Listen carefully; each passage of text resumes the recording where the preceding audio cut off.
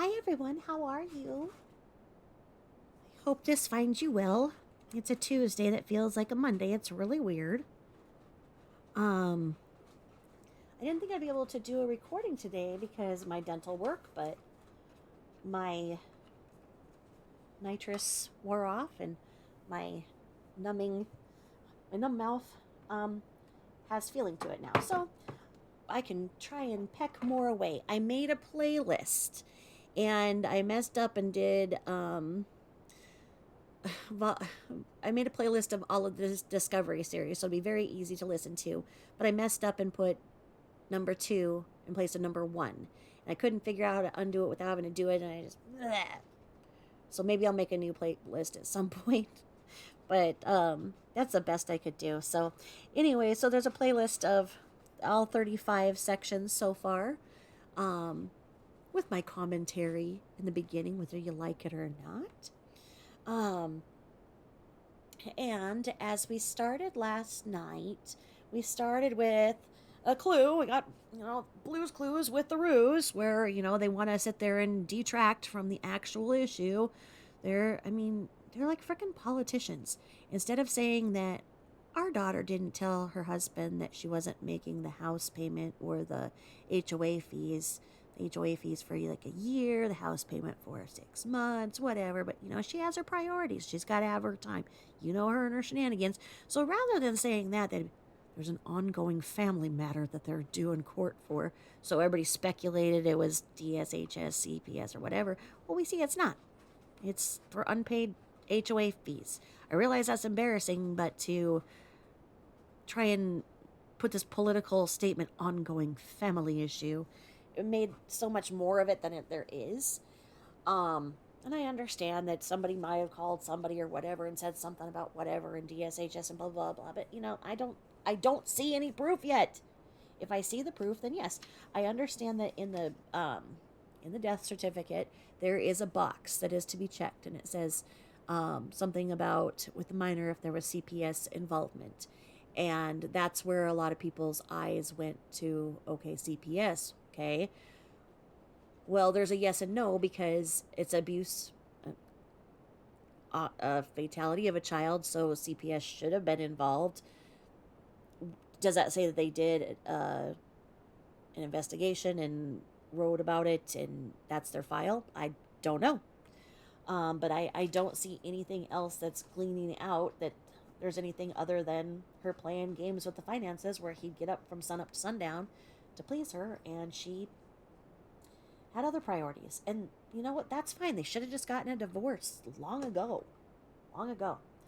So, back to Blue's Clues with the ruse, because Frank wrote out this thing about how, the girls preferred him and his truck, and the girls didn't want him.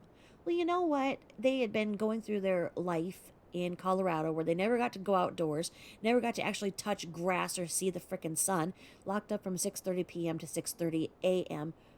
per Shanann's own words of how she's so proud that she has them sleep trained, feed trained, all these kinds of trained, right? Well, kids don't need that kind of training. They're little sponges for knowledge, and you just need to just treat them with love and talk to them and show them things. Let them talk back to you. When you can see the world through the eyes of a child, it's actually really fun. And let them talk. Don't tell them what to say. And I tell you, like, sure, take any kids over to their grandma and grandpa for a week. Grandma and grandpa that live, near the ocean. The girls had never seen the ocean. The girls had not been to North Carolina, from what I understand. Cece definitely hadn't. From what I'm aware of, that's the first time that Frankie Jr. met Cece, was when Shanann went out there for 6 weeks. So yeah, in their Colorado home, it's very, very mundane. Okay? They're locked up. They've got loud rain machines. Big, beautiful rooms. But they're lonely rooms with a rain machine from 6:30 p.m. to 6:30 a.m. and 12 to 3. Okay? So that's 15 hours out of a 24-hour day. And the rest is showering, eating, whatever, right? restricted fluids so they don't pee the bed when they're in there for the 12 hours straight. But anyway, um, and then they started going to daycare in the last year. Okay, so that was the, basis of their life because there just wasn't the fun. The house just wasn't, like her friend said, when a toy was out of place, oh, that's how they knew that something must be wrong because there's these two toys out. Well, if you go into anybody's house who has a 3 and 4 year old, you better see, no less than 20 toys within your first glance, or something isn't right. To have a beautiful playroom like she did, but have it be pristine because she didn't let them actually play. I mean, just ridiculous. So take them out of that environment. Take them to a grandma and grandpa who Frank and Sandy seemed to adore them. I mean, they were lovable, beautiful little girls. Who wouldn't? You get these two little girls to just play with. And so they have a new grandma and grandpa toy to play with, and it seems like grandpa just bonded with those girls, and then, they were able to meet the Watts before everything hit the fan. So take them out of this boring drab thing. Go out to North Carolina where mommy's going from Florida to wherever on these other little getaways, right? She managed to go to every single Thrive getaway that she could find. And you don't win all of those things. You're not, I don't know of anybody who would be going to that many out of town places. I don't know anybody who could afford that. Um, it was not required to go to all of those, but you know what? She checked out. That was what she was doing. She was being the queen of the MLM, the queen of Lavelle. She was the queen of the Dirty South. But anyway, take two little girls out of this bored ass house out to the grandma and grandpas who are letting them play outside, swim. The girls had color in their face, their hair was growing. They looked vibrant, happy, beautiful, full of life, as they should be. Okay? That's what happens when you take the kids to grandma and grandpa. They don't remember their parents. They're like, who are you? I mean, like, for Christmas, I was a young mom, as I've shared with you. And so it's like, I couldn't afford a lot. And, I remember for my, 4-year-old's Christmas, I wanted to get him this Fisher Price garage house thing that I really wanted to get him, but I just didn't know if my check was going to be enough. And it was. So, the night before Christmas, I decided I could afford it. And went all over, and it was out. And, I had to go all over, because we didn't have the internet then, store to store, town to town. And I finally found it, and I got it, and we drove over to Grandma and Grandpa's, and I got it all wrapped and everything for Christmas morning, so excited. Grandma bought him a miniature Shetland pony, a real life one. Okay, like outside. So, oh, look what Grandma got you. Yeah, complete with riding lessons. So, he had to go to Grandma's all the time. I mean, so here's this little pony for you. You're 4. And then here's this present I got that, I worked making tacos for you, and kept slicing up my fingers, but, here's this. It's like, yeah, I want my pony. I mean, in addition to the room full of toys, but you know what? It's like, I stand back to anything that gives my kids a better life than what I could give them. I always bow down to, always.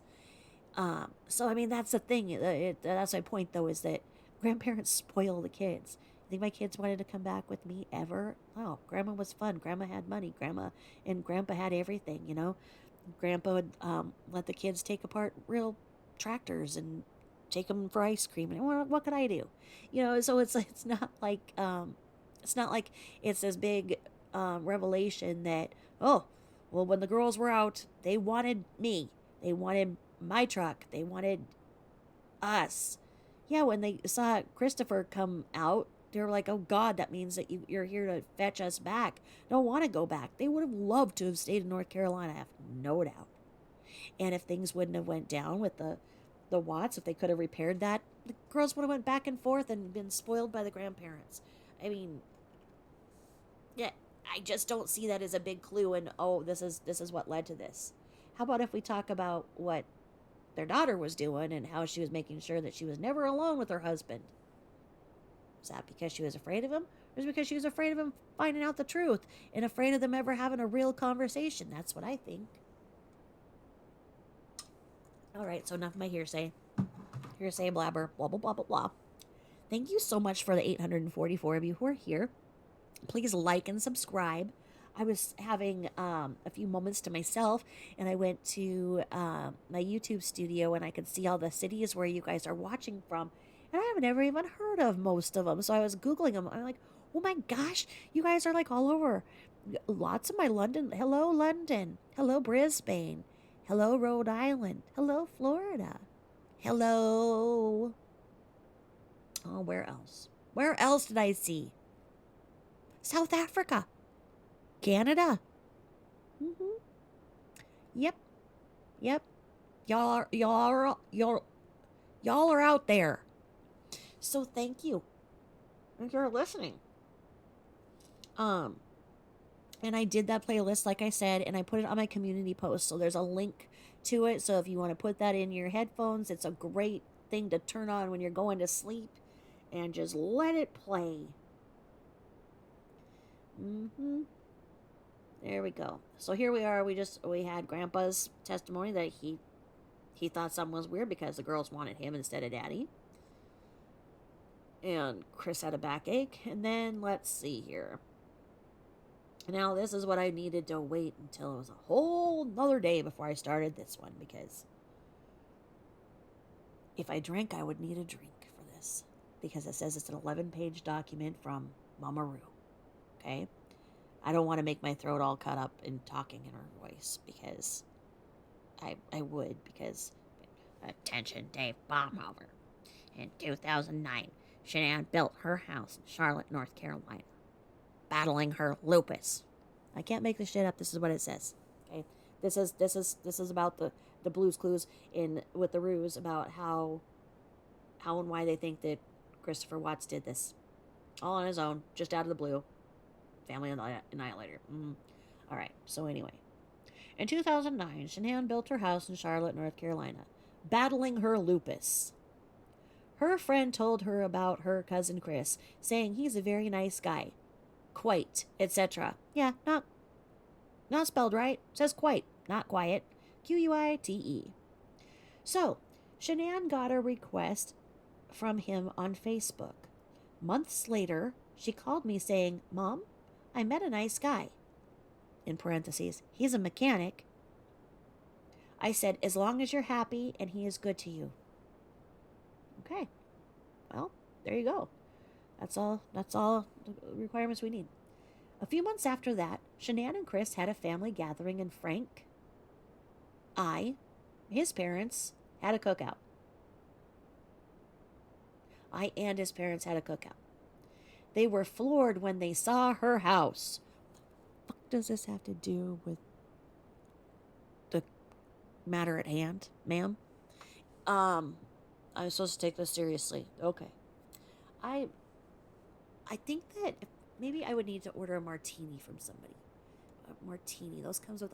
I don't know what a dry martini is. Is that? I mean, why would you order something that's alcoholic and ask for a dry? Like what? You just sniff the frickin' glass? Like what's a dry martini? And why do you need olives?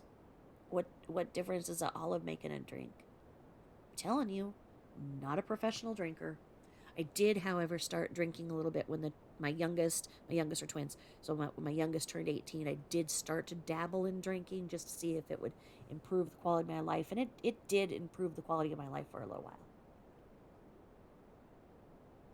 Until I came home and threw up all over the driveway in front of the kids. And they were real grossed out about drinking and had to hose out the driveway. And I was like, I'm sorry, I'm just trying to see what I'm missing out on. I don't understand. Other people drink with meals and stuff, and apparently just doesn't work for me. Sorry about that. And they've never dabbled in alcohol because the smell of that barf just really freaks them out. They think I'm real gross. But anyway. All right. Shanann was they were floored when they saw her house. Shanann was a hard worker and wanted this to eventually sell and make a profit to keep doing so, eventually be mortgage free. Comes from a family of contractors. Okay. I'm reading this as this is written, and I'm supposed to take this seriously. What does this have to do with anything? And this is how this is written. And this woman has been calling, commanding everything. This woman has been running people's lives into the frickin' ground for how many decades? All right. Literally, the sentence is, from beginning to end, comes from a family of contractors. What does that have to do with anything? What does that have to do with anything? This woman has the presence of mind to be writing this after she has lost her two grandbabies in the most unthinkable way, but she had a vision of it, so it wasn't unthinkable to her. She went and got an insurance policy on it. In fact, she did. Not the Watts, the Ruse, her. They did. Reddit needs to get it right. Reddit sits there and has all these people saying about how disgusting it is that Christopher Watts' parents went and took out life insurance policies on the girls. No, it was her parents. These people are sitting there like, oh, everybody sits there and bashes Shanann, and his parents are so gross because they went and got insurance policies on the girls. No. Nope. Nope. Not only losing the granddaughters, their pregnant daughter, a massive, catastrophic, unthinkable loss. And you want to form words like this and have them sent to be part of the investigators' clues? Oh. Would this call for a martini? Would it be? Or would it just be, would it be a vodka straight up? Maybe a Manhattan. I wonder what's in a Manhattan. What's in a Manhattan? Okay. All right. Comes from a family of contractors. Okay? Is Mama Roo a contractor? No, she's a haircutter.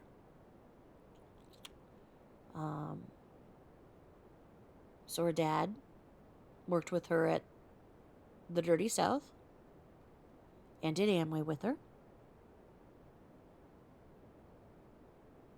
So, how many contractors did she see growing up? What is this? What does this mean? What is the relevance of this? What is the relevance of this? I'm going to do this one more time. Okay? I just because obviously this is, this is groundbreaking. That they had a cookout and they were floored when they saw her house. Shanann was a hard worker and wanted this to eventually sell and make a profit to keep doing so, eventually be mortgage free. That's also one sentence. The next sentence comes from a family of contractors. All right. Okay. Oh, anyway. Is a martini made of vodka? Is that why a vodka martini? Or is that like saying tuna fish? These things I wonder. Now, the next sentence begins with the word so. Okay? Okay. So, Shanann was eager to please his parents, waiting on them hand and foot. What does that have to do with anything? Is this the reason why she wasn't making the house payment? Is this the reason why she was accused of embezzling and allegedly grabbed her stuff, sold the house without a profit, with alleged beautiful furniture in it, and sold it without a profit, and ran out of town and lived under the radar for a couple of years? What is So she took their son away from his family. What what is this? What relevance is this? What is it? What does this mean? When Shanann left the back porch and it was just me and Chris's mom. That's another sentence. She leaned over to me and said, in parentheses, Shanann was married before? I said, yes, just like your daughter was. ... Then a while later again when we were alone and she said, in parentheses, I just don't see it, question mark. I said, what? She said, I don't feel or see that your daughter loves my son.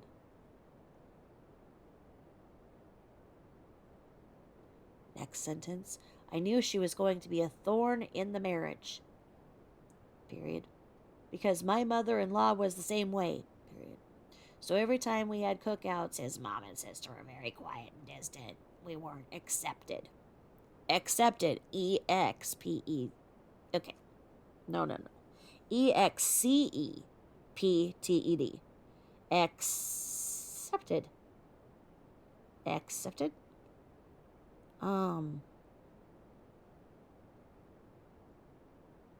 And then the next sentence, they made that no! Exclamation mark.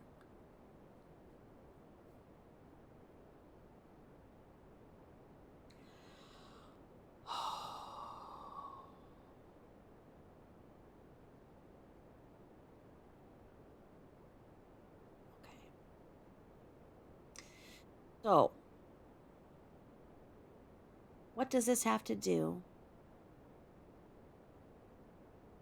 Why was it important to put this information in front of the detectives to solve the case when all we heard as the public is that the Roos went and said, we don't want another loss of life. We don't want the death penalty.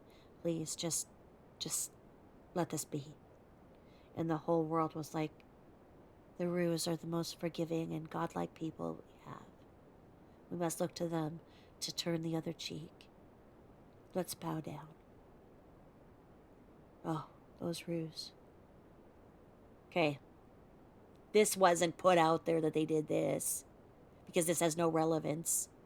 And this is the narrative that was put, is that, their daughter with the frickin' scarlet letter, comes up and is in this family who looks down upon her because she'd been married before.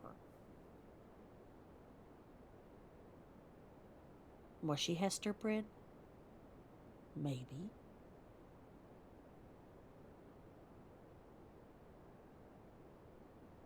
Gonna go through it again, just in case I missed something. I knew she was going to be a thorn in the marriage, period, because my mother-in-law was the same way, period. So every time we had cookouts, his mom and sister were quite and distant. Quite is Q-U-I-T-E. We weren't accepted. They made that no.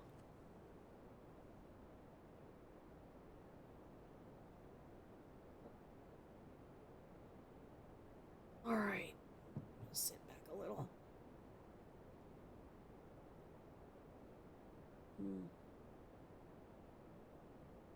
I'm overly educated. I have 2 bachelor's degrees. Do you know how many papers I've written? Do you know what would have happened to me had I ever have started a sentence with the word so?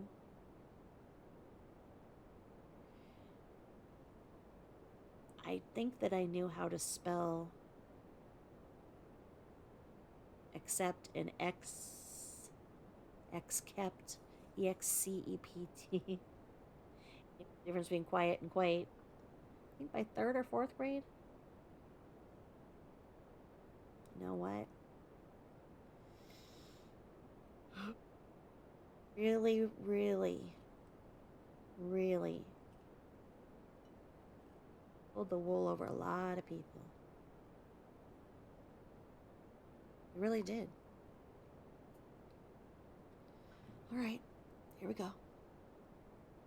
Okay, we're not going to indent This is not indenting. Now, I mean, oh, I remember this in the, oh gosh, was that the 7th grade? And you start when you with penmanship even. So we had this teacher, and she was way ahead of her time. She was really cool, Mrs. Dozier, and she was like, I think, Liberian. There was a write up about her. She was really cool, but she had that accent, and she said, "You do not write on the 4th line. You go 1, 2, 3, skip 4 on 5." And she, no kidding, had a freaking ruler. And she'd crack the ruler as she said, 1, 2, 3, skip 4 on 5. And it would just crack on the skip 4 and the 5. And I was like, well, none of us were going to write on the 4th line. And we all knew. Then you take 2 fingers and you indent. Okay, now that's with penmanship, so, because I'm old. And then when we, went over to our typing classes, we knew how to set the tab, so you indent. So why is she not indenting? Why is she not indenting here with this typing thing? Because even if she was handwriting it, you would know to indent the paragraphs. There's no indenting, and this is on the computer, so it would have had spell check. I'm very confused on this Blues Cruise with LaRue's episode so far. All right. I've got peppermint tea. Better than a martini, right?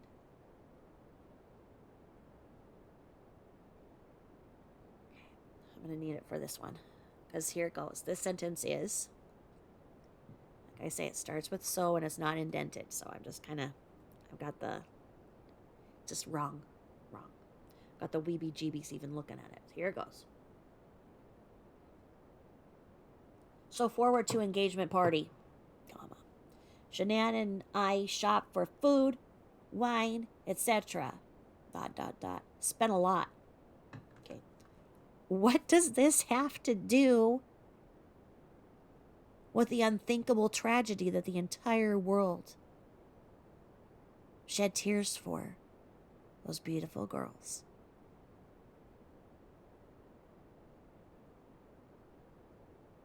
What does this have to do with that? Get over yourself. Get into the truth. Get into the present. And say that, you know what? Your wife was no longer embezzling from the dirty customs house. She was embezzling from her own freaking husband.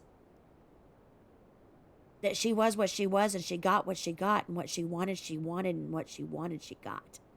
Bam. Allegedly. Oh, these people.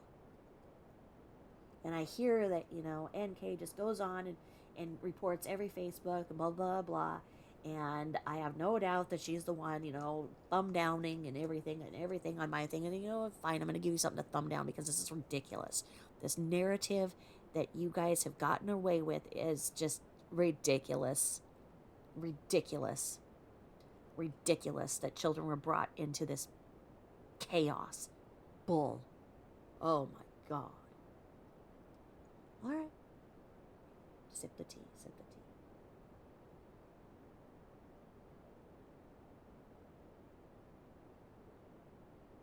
They cut my blood pressure medication in half so that I wouldn't be so tired.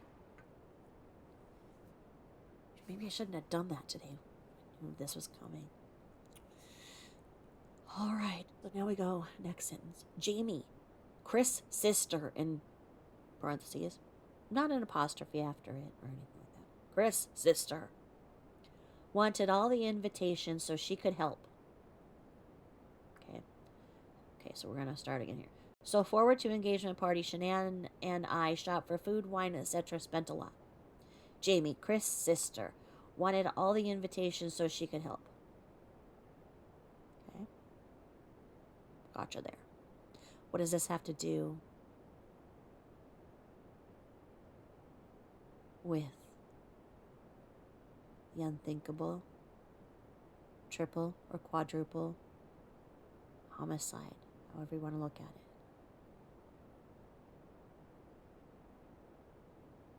And what happened to those girls gives us nightmares. What does that have to do with it? This is what you think is important?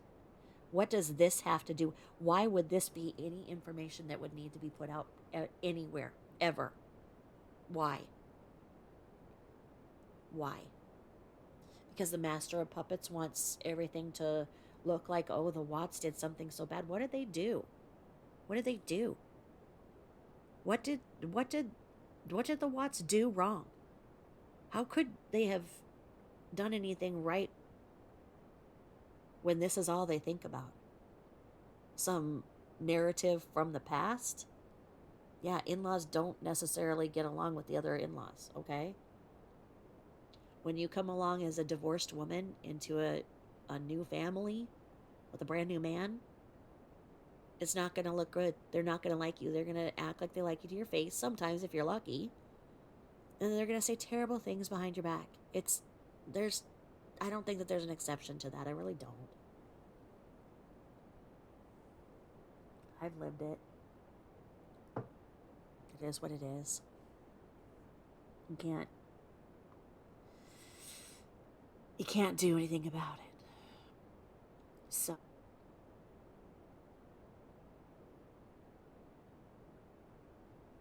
So Shanann, okay, here we go. Another sentence started with a so. So Shanann told me, in parentheses, Mom, hyphen, Jamie wants to help, hyphen, send of the invitations. What do you think she is accepting me? I'm not shitting you. This is what the sentence says. It's this word again. It's EXCEPTING. So we're going to put this all together now. Blues Clues with the ruse. So forward to engagement party. Shanann and I shop for food, wine, etc. Spent a lot. Jamie, Chris' sister, wanted all the invitations so she could help. So Shanann told me, parentheses, Mom, hyphen, Jamie wants to help, hyphen, send of the invitations. What do you think she is accepting me?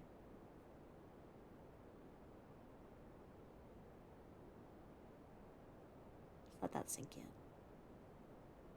Let that sink in.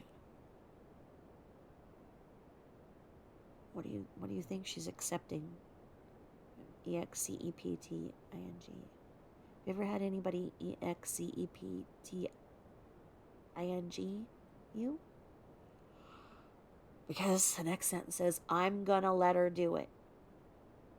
Who? Who's gonna let who do what? Okay?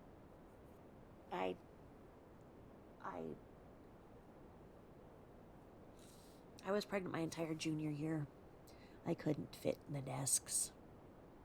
They were those little ones you sit in with the curve. I had to sit sideways. Come from a long line of pregnant teenage mothers. But because I stayed in school, I was disowned. Who stays in school pregnant? Pregnant my whole junior year. Held my 1-year-old as I graduated my senior year. I've stated I have 2 bachelor's degrees.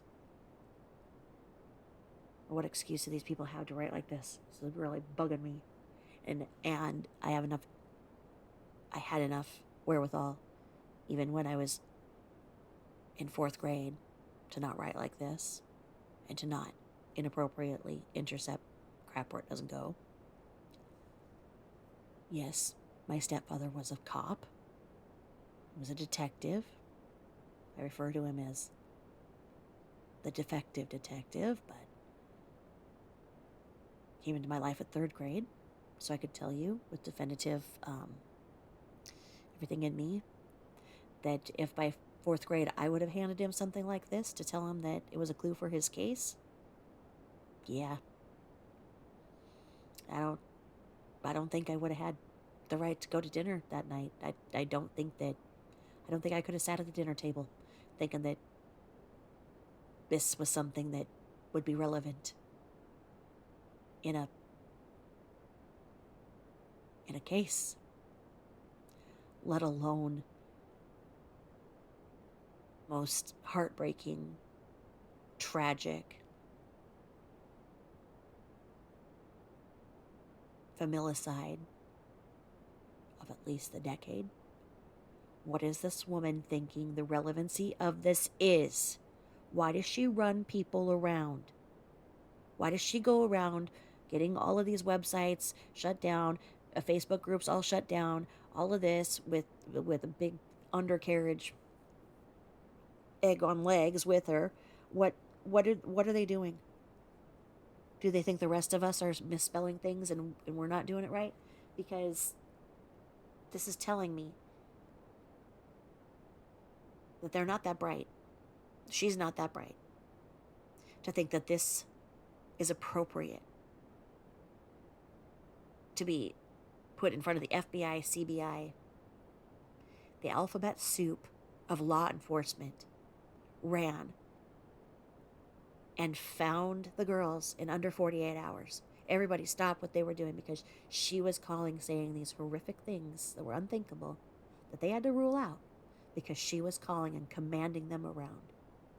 And she sits there and commands Facebook groups to this day, sends out all these pictures and ridiculous things that are ridiculous in nature and the narrative. So all of these people sit there and think that, oh, yes, it was just this beautiful family. And you know what? If you don't watch it and some Jezebel comes a knocking at your husband's door, if you go out of town to go in and see your parents, you too can be murdered. No, that's not what happened. If you embezzle from your own husband and go around and act like a freaking twat, and you go and you put so much pressure on somebody that they absolutely turn into a freaking out of control monster, it may happen. I still don't understand what happened to the girls.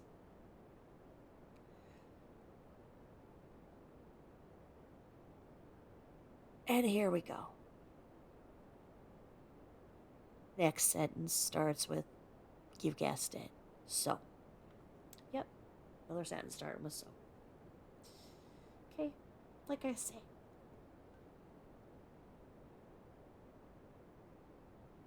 She is of the age where she's Catholic. If she would have talked like this or wrote sentences like this by the Catholic, in a Catholic school or whatever, the ruler would be indented in her fingers. So, there it goes. Starts with a so. So this mom and sister prepped food and cross-contaminated everything. That's what this says. What does this have to do with this? What does this have to do with the unthinkable tragedy of what happened to Bella and Cece? These adults in those beautiful girls' lives were out of control, and this adult was particularly of concern. What so they this in her mind she thinks that this is gonna be what um turns that key that puts Christopher Watts behind bars for the rest of his life because his sister and mom cross contaminated food years before, a decade before. What is the relevance of this? This should have went to trial and everything could have came out here because things like this would have been seen for what they are. They would have yelled out and the judge would have told them to get out of court. Because with this line of thinking, they would need to just leave. And it'd have to be where people could have adult discussions with adult people and figure out adult issues. Because this makes no sense. This is insanity. This is not what you write to the alphabet soup of LEOs pertaining to one of the saddest cases in the last decade. Okay? The next sentence begins with the word, ready? So. Okay. So the next one goes, So Shanann couldn't eat any of it, hyphen. Gluten free, in parentheses, nothing. Everything was made with gluten. Okay? I can't make this up. That this is what is in the freaking discovery on page 1263 that they felt needed to be heard and seen by the DA's office to make sure that this was considered in his sentence. Okay? What does this have to do with anything? What does this have to do with anything? Why are we not talking about the fact that the bills weren't being paid? Why are we not talking about the fact that the dates for the pregnancy don't add up? Why are we not talking about that there's no actual proof that she had lupus? Why aren't we talking about the fact that she was giving her children Benadryl every night to sleep? Why aren't we talking about the fact that Cece had amphetamine in her liver? Which means that she was being given a substance of some kind, because if it was in her liver tissue, it means that it went through her body and was metabolized. Talking about the fact that she said that the girls had tubes in their ears and those weren't noted at autopsy. Why aren't we talking about these girls being locked up and having rain machines blaring in their ears at the loudest volume they could be so that they didn't hear her walking by? And the water was taken out of the toilet in the little Jack and Jill bathroom that adjoined their rooms so Bella wouldn't get to Cece. Let's talk about the fact that Cece preferred eating her own turds and the dog turds as opposed to what she was offered in the day. What does that say?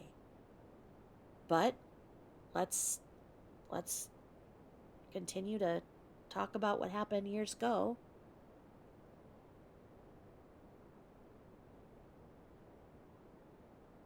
Yep. This is what we call making an ass of yourself, folks. To go and act like what you have to say is so important and it comes down to this. And these officers then saying on those documentaries that it was because of Sandra.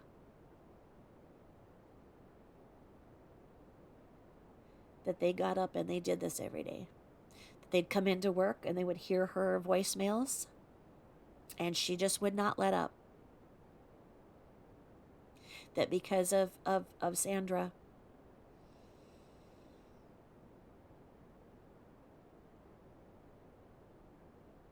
they did this.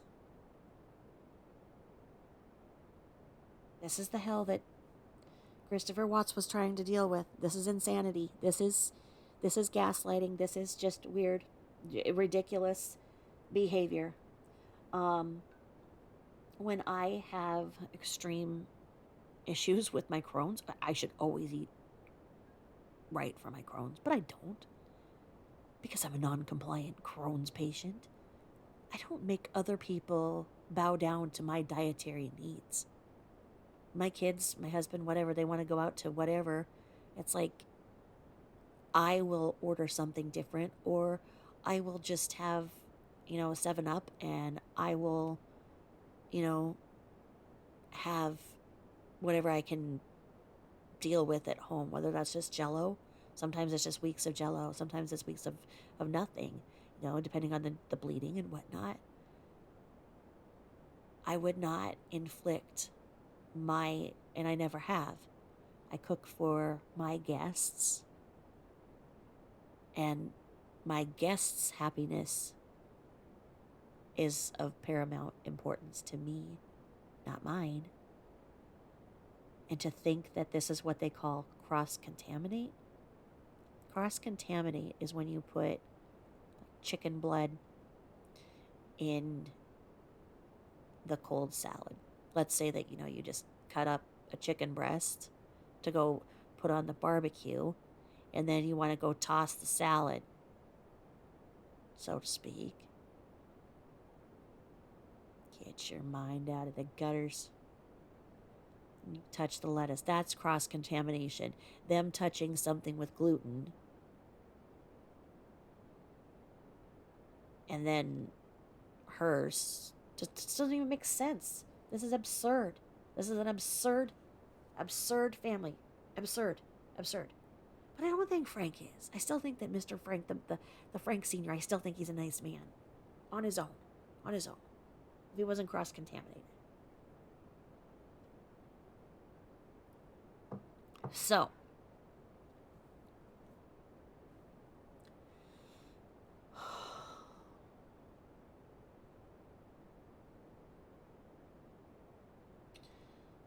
So this mom and sister prepped food and cross contaminated everything. So Shanann couldn't eat any of it. Gluten free, nothing. Everything was made with gluten. Okay, got past that. Now I'm gonna let you guess what the next sentence starts with. It starts with letter S. You got it. Ends with the letter O. Next sentence says, "So thank God I made lots of food I brought. At least my daughter could eat." Okay. So there we go. So Shanann couldn't eat any of it, gluten-free, nothing. Everything was made with gluten. So thank God I made lots of food I brought. At least my daughter could eat. What in the foosball playing is the matter with you people? It has nothing to do with what happened with Bella and Cece, weirdos. All right. All right. So, we should have had a drinking game. And I would have had you guys drink your drink of choice, whatever it is you guys drink, for each time that the word so started a sentence. Because guess what? The next one does as well. Ready for it? There goes. So as the night went on, Shanann and I went in the bathroom and Shanann told me, in parentheses, "Mom, I had like 80 invites and only immediate family came." Okay. What does that have to do with the little girls being taken to excessive doctors by their mother when they weren't sick? They had normal childhood illness like anybody does. And there's nothing to prove that Shanann had lupus. What was it? Who did the J is for Justice did a really good piece on that of, did she have lupus? And it's like, no, she didn't have lupus. She ultimately got referred to a rheumatologist to rule out lupus. And when she heard that, she went and told everybody. So it was too far gone by the time she was, because I'm going to tell you what. A person with lupus does not hang out in the sun, does not hang out on the edge of a boat sunbathing. The sun is, like kryptonite to a person with lupus. You just can't. You just don't. Pregnancies are extremely difficult in a person with lupus. It's not infertility like she makes it sound. The only thing that was making her infertile was that she was wearing condoms with Christopher Watts when they had their 3 sexes a day. I just don't know how you'd get anything done with, I don't know. How did they have time? Well, I guess when you lock up your kids for 15 out of 24 hours, that's how, because little shits are little cock blocks. You know what? That's the thing. Is that, how are you supposed to when you have kids running around? Kids, pets, little cock blockers. So you gotta lock them up. So then you're available for thrice a day sex. I got it. All right. Okay. So, thank God I made lots of food I brought. At least my daughter could eat. Is Tamburglar taking this all in and taking sub notes of this to see if she can solve the crime then, because of this information that she's provided for everybody? Was this the smoking gun, as they call it? With this kind of insanity for 7 years, there's no wonder that he does not notice any difference between being behind bars. He was in his own prison in this neurotic family. His family was nice. His family was loving. They seemed normal. This family doesn't. And in Shanann's own words, she told everybody that she, didn't come from parents who loved her, that her dad was never there. She bonded with a male teacher and said that her dad wasn't there. She didn't know her dad, and her mom slapped her or whatever when she was 18, and she left the house and didn't come back until she needed him for the divorce or whatever. And she needed free babysitting, so she needed him for her kid. This is not a family that was close. No matter what. We've heard this how many times? How many times have I heard these exact things? So it's like, this must have been the butt of the joke of the discovery, because I've heard little things out of this and I didn't know where they came from, these little sound bites. Now I know where this ridiculosity came from. Here we go. So. The next word is so. So Shanann called people the next day to learn that they never received an invited. Yes, this is a sentence. So Shanann called people the next day to learn that they never received an invited. Invited. Invited. They never received an invited. Did you receive an invited? Have you ever received an invited? Will you go pass out these inviteds? What? I know what she's talking about, but it's, not easy on my brain. We'll run through this one more time. So as the night went on, Shanann and I went to the bathroom, and Shanann told me, Mom, I had like 80 invites and only immediate family came. So Shanann called people the next day to learn that they never received an invited. And then in parentheses, Shanann was devastated. Does anybody know what devastated is? Devasted. Devastated. Devastated. Diva. Stead. Divested. Diva Stead. Was the 5th grade spelling bee champion. I lost on a technicality. There is no telling how far I could have went. And if they would have said, how do you explain the emotion of being cut out from under you, absolutely and completely devastated? At the age of, 11, 12, I would have said, devastated. Devastate. Now I can't even say it. Because devastated. Because I was looking at that. Okay? She spelled it devasted.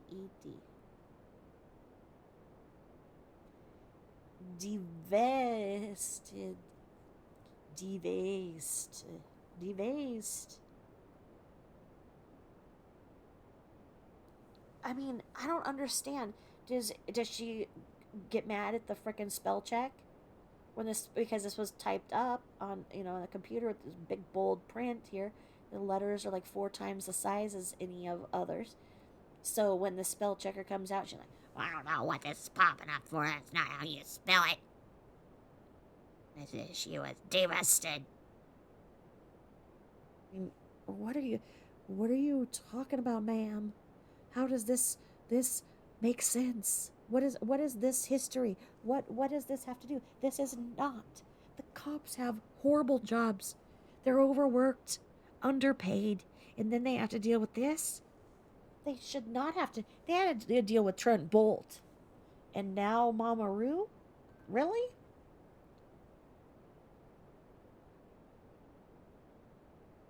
How does this have anything to do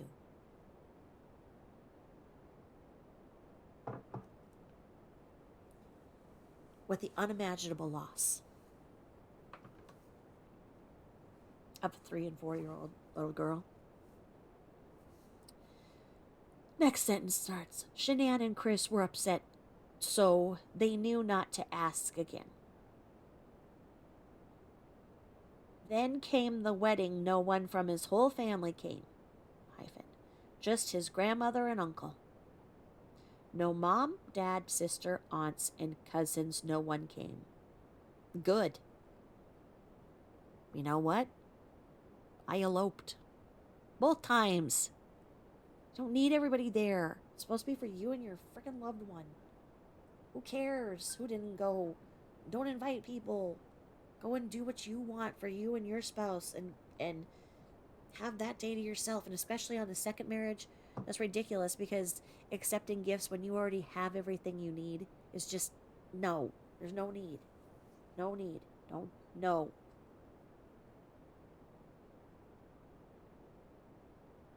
Save the money you would have spent on an expensive wedding and take that and go on the honeymoon of your dreams and start the wedding off right.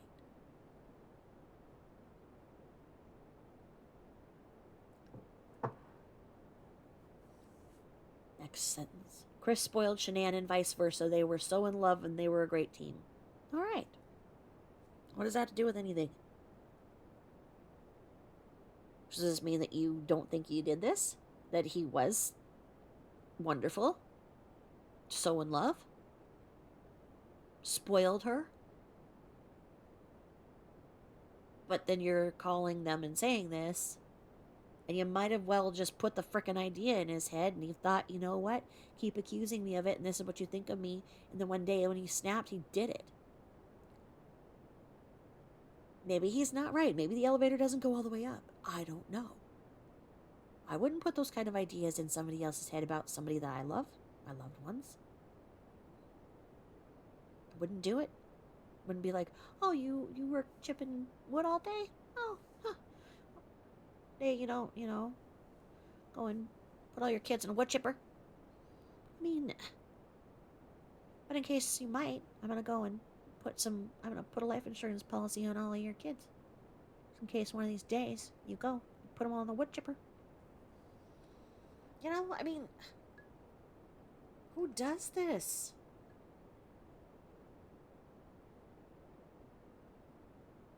All right. They moved to Colorado and lived with Shanann's friend for 1 year. Just sentence. While they were building their house. It's another whole sentence. Everything was great. Sentence. Shanann saw something on Chris's private parts that didn't look normal.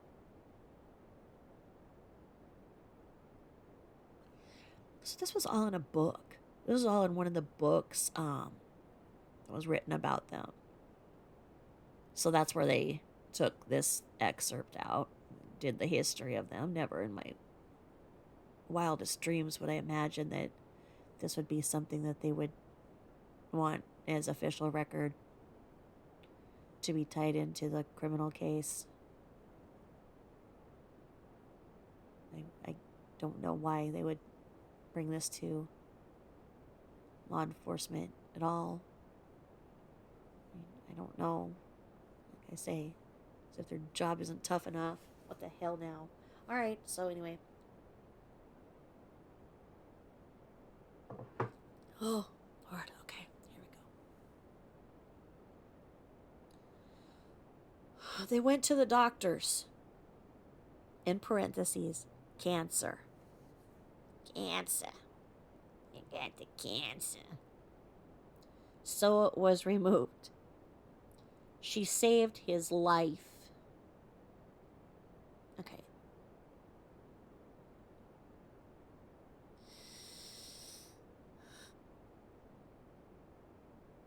Schmanson. Schmanson. We're going to talk about this, folks.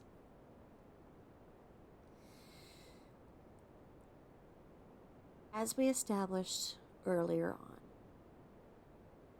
it is believed that Christopher Watts had not shared the company intimately with any other women other than Shanann Watts. I believe that she was the first lady he was with. When I once said that, I was corrected, and somebody said that there had been another cougar after him. Okay? So, one of the cougars, or land ocelots, or whatever that dress was she had on, that leopard dress, leopard, one of these wild animal women, gave him HPV. The kind of cancer that she would be referring to that would show up as a growth on the penis, because as I understand, she took a picture of it and sent it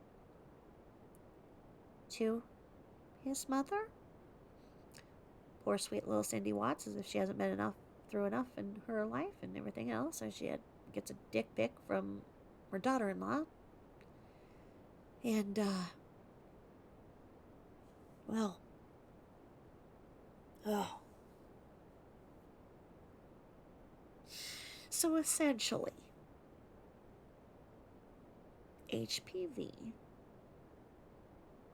is the virus that causes the kind of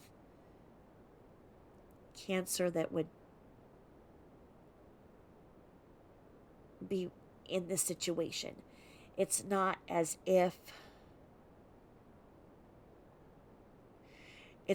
we're talking about that he had testicular cancer or anything, because then he would have been a one nut man. He would have, that would have been, something I'm sure that we would all know that he was uniball. Okay, it was not uniball. This was something that was visible on there, and so those types of things are generally HPV virus, and that's an STD that leads to a cancerous lesion. Okay, I doubt that it was full on cancer.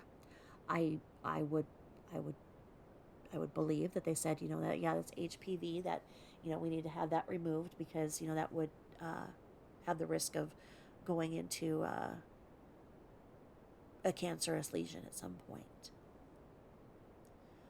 And that would have came from either Shanann or the alleged other woman that he was with, although I think that she was the only one he was ever with, but other than NK. But this is not a normal situation, and this is not what is appropriate for the DA and the CBI and FBI and State Patrol, and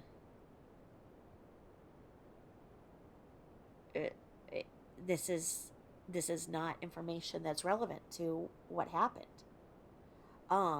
This is bizarre. Okay? So I'm just going to go through that once again. It says everything was great. Shanann saw something on Chris's private parts that didn't look normal. They went to the doctors. Cancer. So it was removed. She saved his life. Okay, there you go. Now, start another sentence. Another whole different topic. Not indented. There's no indentation here. Nothing. So we're going to go here. And it says, then Shanann got pregnant with Bella Marie. Everyone was so excited and happy. Shanann and Chris were wonderful parents. It's one sentence. So where was this struggle with infertility? What was that all about? All right.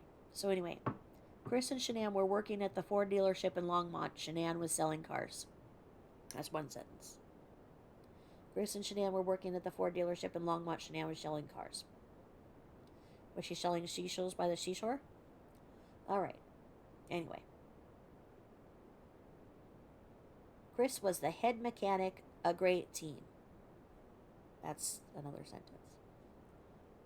This sentence is very poignant, and it says, Shanann was top sales. So we're going to review this. Everyone was so excited and happy. Shanann and Chris were wonderful parents. Chris and Shanann were working at the Ford dealership in Longmont. Shanann was selling cars. Chris was the head mechanic, a great team. Shanann was top sales. Then Bella came, so Shanann stopped working because of a high-risk pregnancy.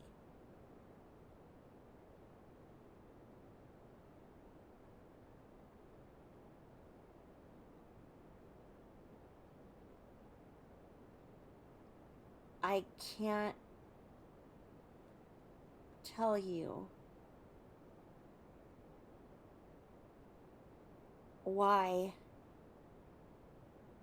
that sentence is so mixed up, because how do you say they were wonderful parents if the baby hadn't been born yet, as this reads? Because it says, then Bella came, so Shanann stopped working because of high-risk pregnancy. She was a trooper, though, the whole thing. Both families seemed happy. Chris's sister never flew to Colorado at any time they were out there. Okay. So, I'm going to review this. Everyone was so excited and happy. Shanann and Chris were wonderful parents. Chris and Shanann were working at the Ford dealership in Longmont. Shanann was selling cars. Chris was the head mechanic, a great team. Shanann was top sales. Then Bella came, so Shanann stopped working because of a high-risk pregnancy. She was a trooper, though, with the whole thing. Both families seemed happy. Chris's sister never flew to Colorado at any time they were out there. Okay. So what made it high risk? What kinds of things happened? Who said it was high risk? Was she on bed rest? What happened? Okay. So now we go here. Cindy and Ronnie came 2 times a year. Shanann worked at Children's Hospital at nights and also sold 31 bags, hyphen, in parentheses, travel bags on the side. Everything was good. All right, there we go. I'll go through that again. Cindy and Ronnie came 2 times a year. Shanann worked at Children's Hospital at nights and also sold 31 bags, travel bags on the side. Everything was good. Okay, here we go. No indentation. Shanann got pregnant with Celeste, and pregnancy was really rough on Shanann with her lupus. Very high risk pregnancy again, but only this one was worst for Shanann. Water weight gain, severe back pain, shortness of breath, pains in her chest, fatigue, exhaustion. Okay, that's pregnancy. That's not a high risk pregnancy. There is nothing in here indicative of a lupus type complication. That just sums up pregnancy. Water weight gain, severe back pain, shortness of breath, pains in your chest, fatigue, exhaustion. Yeah. Take a couple of simethicone pills and fart, you'll be fine. Keep your feet up and sleep. That's not very high risk. You don't know high risk. All right. And then, my husband and I sold everything but our house and moved out to live with them. Next sentence. To help our daughter in every way we could. Period. Frank and I had to work to pay our bills too. Period. We were there for 15 months. Okay. So, it took 4 adults to raise those 2 girls because the one adult simply couldn't keep it together. And why did they go back? If they sold everything but their house, why did they need to come out for 15 months? Why? I don't. Bizarre crap. And why are we talking about this? And what does it have to do with. Anyway, Chris's mom came out to watch the girls for a few days while Shanann and Chris went on a business trip with Lavelle Herco 4 nights and 5 days. Okay? During that time, we weren't allowed to see our grandchildren or even eat dinner with them as soon as we got home. Period. She brought them upstairs and stayed upstairs. She wouldn't let us hold them or anything. I found that very odd. One day I asked her why. She said, "What the hell am I here for then?" She screamed in my face in front of my granddaughters and said that I was very controlling. I was just like, wow. I texted Shanann over and over again, and she said, "Relax, Mom. I'll take care of it when we get home." It was ridiculous. I never spoke to Chris's mom again. I had enough. 2 exclamation points. Bam, bam. Okay. Why was there 2 sets of grandparents? Why did they need to be there and then they go? I mean, why if the Watts wanted to, give the Rusicks a break, the Rusicks could have, enjoyed themselves and said, hey, we'll go out to dinner, whatever. You enjoy the grandkids. I see them every day. We've been here for 15 months. Enjoy them. That's probably what was happening. But guys had to act like a bunch of freaking feral cats and hiss at each other.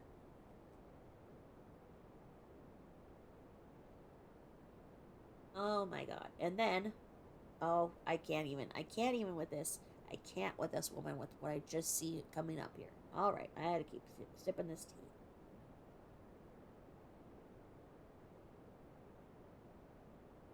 Because once again, what does that have to do with anything, right? What does that have to do with anything? What does it have to do with anything? Why is she living in the past? Why is she doing that narrative? Okay? Because I'm going to tell you what her new narrative is. Comes in this next paragraph. Not indented, but the paragraph.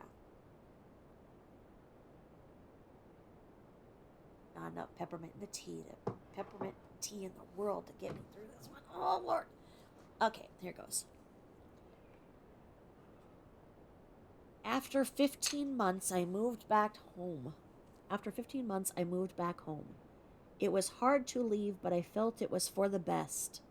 It was hard to leave, but I felt it was for the best. Apparently, saying it once wasn't good enough. She said it again.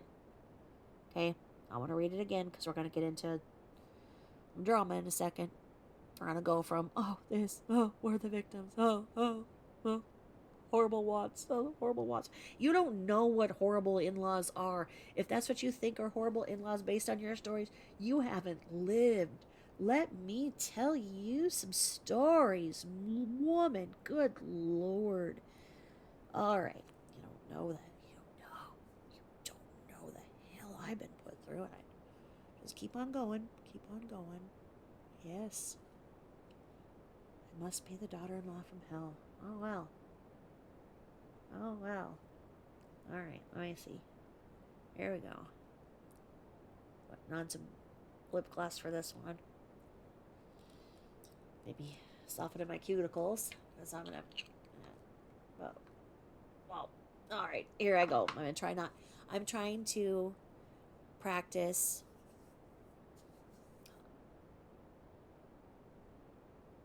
not saying the F word on my videos.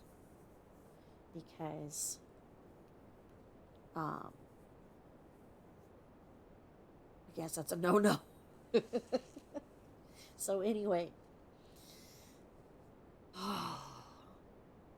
After 15 months, I moved back home. It was hard to leave, but I felt it was for the best.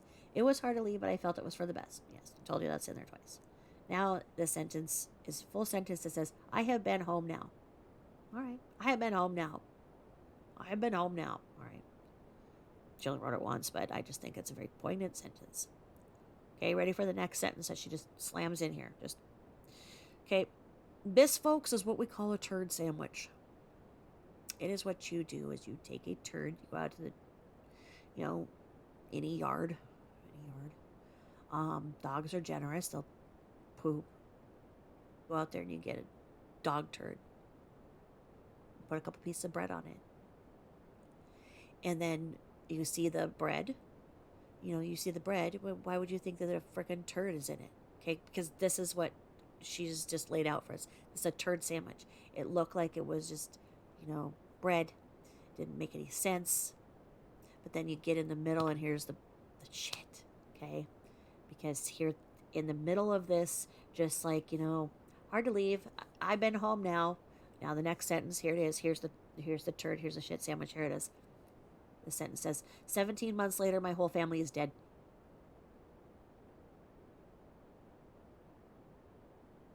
Yep. Real shit sandwich, Sandy.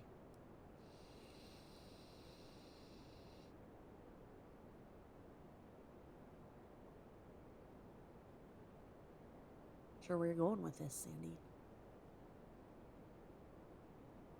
What did all of that tutelage have to do with this? And I do believe that your son is there. I do believe your husband is there. I know that you have like another niece, right? I think it's really ridiculous when you count everybody else as dead when they're sitting right there. It's odd. Anyway, that's what she says. And then the next sentence, my beautiful daughter and beautiful grandchildren, hyphen, and now in capitals with 1, 2, 3, 4, 5 exclamation marks in capitals, all dead. That's the turd in the sandwich. No, shit sandwich. And then here we go. We're back to the bread, it looks like. Here we go. There we go. More bread. Okay. Here we go. More of Ms. Honorati doing the political grandstanding. Maybe she needs to read my narration of the Watts bankruptcy, because the next couple of sentences are more rhetoric, because it says everything seemed fine. So we're back to the bread. There's just a turd in the middle of, maybe it was like a Hawaiian roll, a little dog turd, maybe from a little dog shoved in there. But sometimes the little dogs are like big freaking turds. I don't know. Because there's just a lot of bread around this turd that she has in the middle here. Because then she says, everything seems fine. Our daughter never spoke about anything bad. She did speak to us about bankruptly, hyphen, a lot of debt with all the medical bills. No, ma'am, no. Christopher Watts provided well and had great insurance. Your daughter chose elective procedures that were not medically necessary, but that is not what caused the bankruptcy. And they were ready for another bankruptcy right after, because they were paying $10,000 a year for daycare. But weren't you there? Weren't you there during that time? I don't know. So what? When you weren't there, then it was $10,000 for daycare. Why were you there? I don't know. Because what is this word? What is this word that she thinks? BANK. RUPTAE. Bankruptly.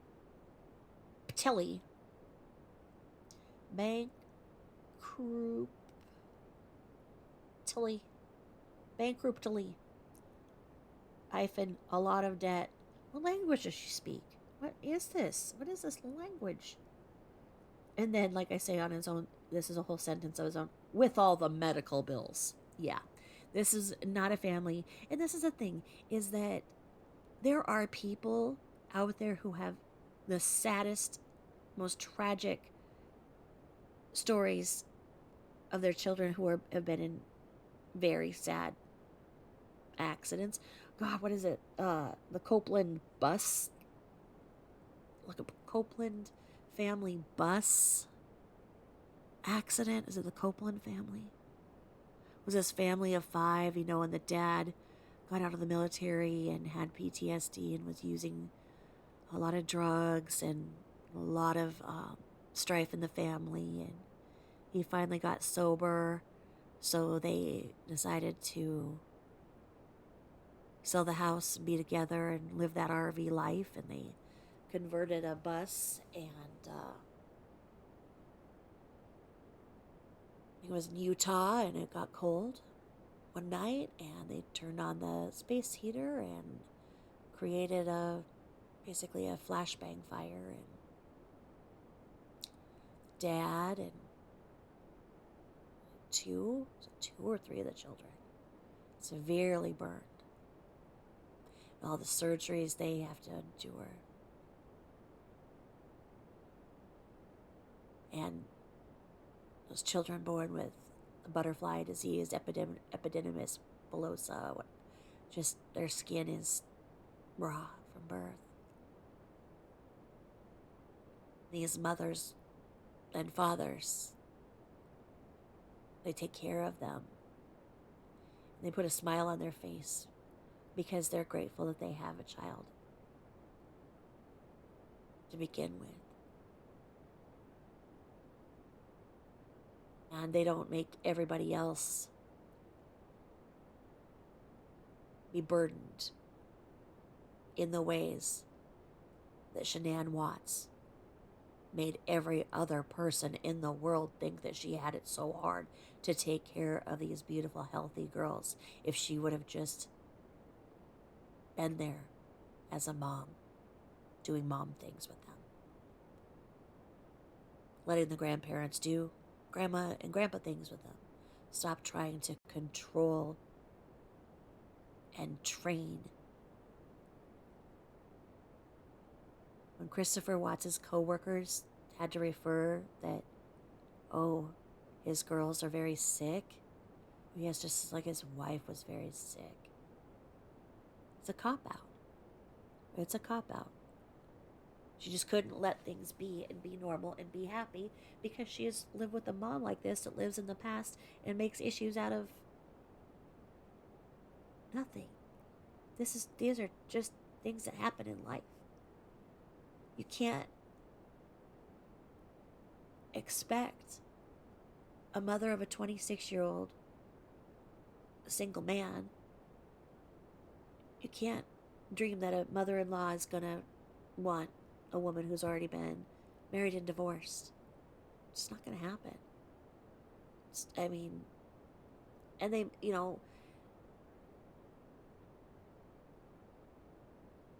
doesn't sound like the Watts were rude, and they would have been open to being open if they were open, but it's not going to be like, there's going to be shade. They're going to throw shade. It's going to happen.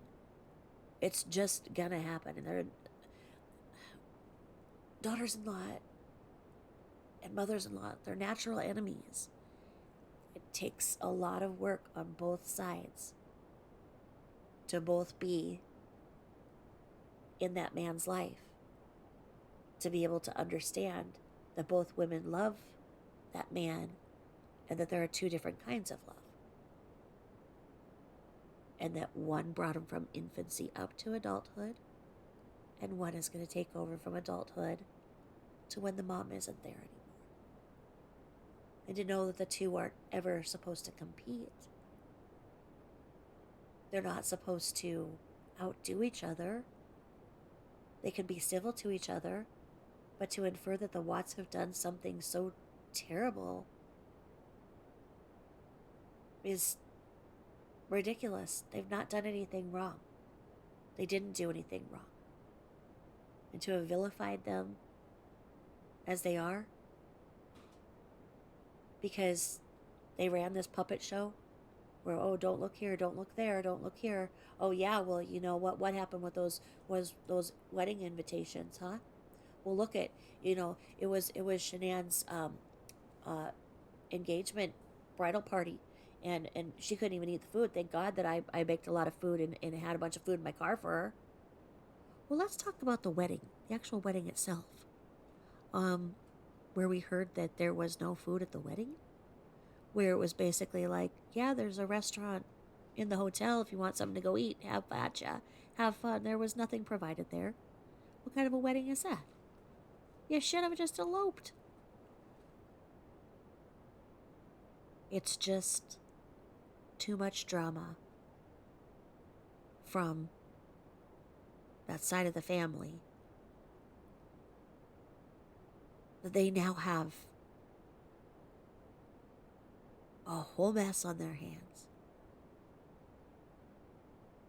for creating something out of nothing that blew up. Literally. The lies. The lies. The lies. And the image that they want out there. Well, you know what?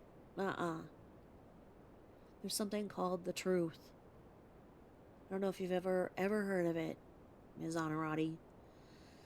So anyway, this is where it comes from, and this is what it just disgusts me. People who have babies with cancer and all this stuff. It says here, Bella and Celeste were back and forth to doctors. And then here you go, in parentheses. You ready for it? Misdiagnosed for 2 years.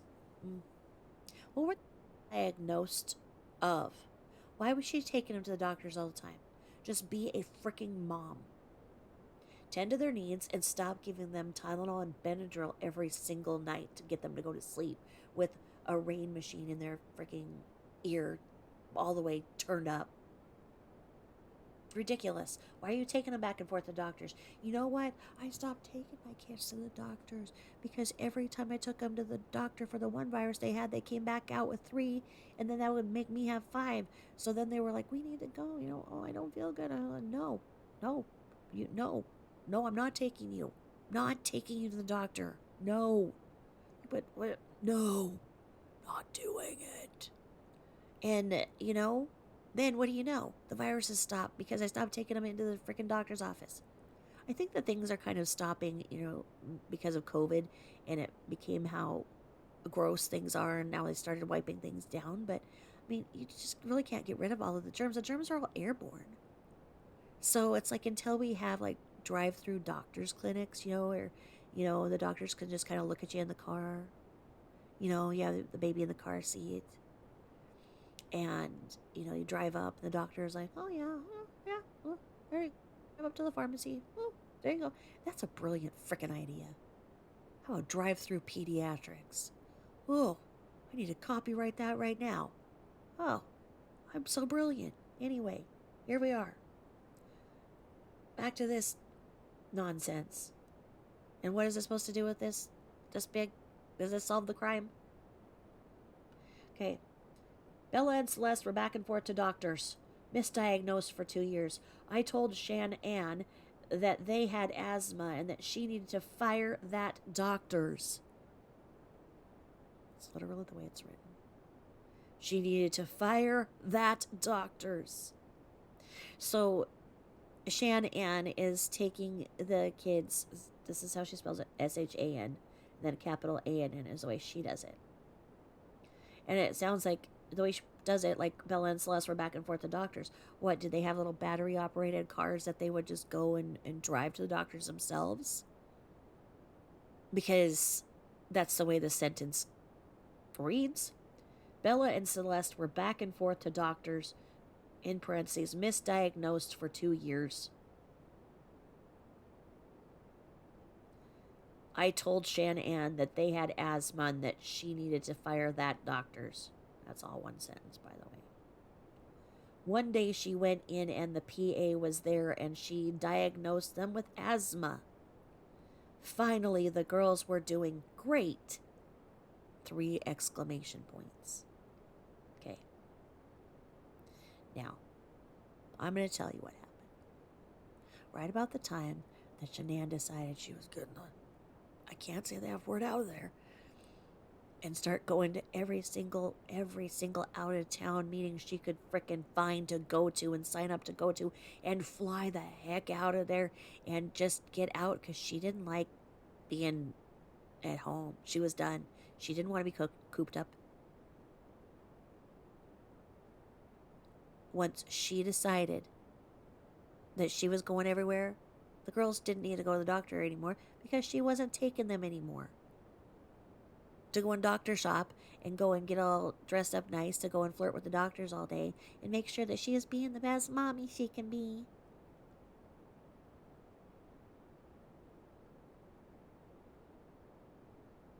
Do you think she kept going to doctors to see if one of the doctors would give Celeste something for being so hyperactive? Is that what was found in her toxicology? Would Ritalin or Adderall show up as an amphetamine? Could the fact that she was being given Benadryl every night of her life, and that's not advised for her age, have been causing the hyperactivity? That's a side effect for that age. Could what she was doing, what she wasn't supposed to be doing, causing all of the problems? Does it seem like this family just causes problems to cause problems, and then there are problems, and then other people fall down? Because Sandra Onorati is the alleged master of puppets. I think so. I think so.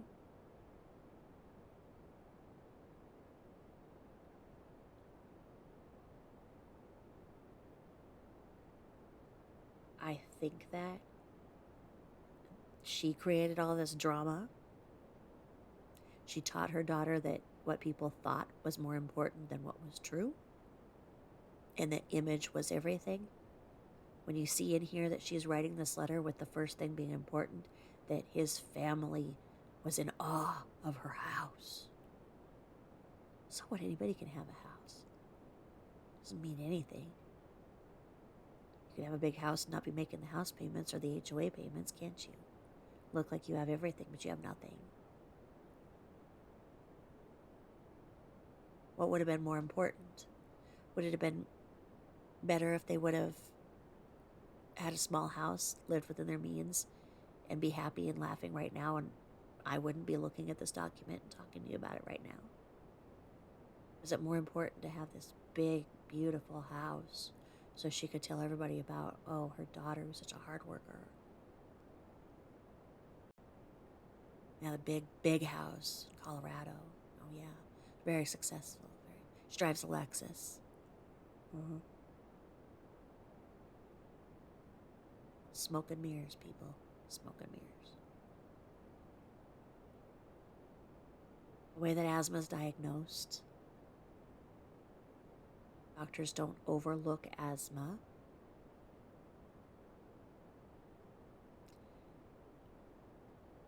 You don't go being misdiagnosed.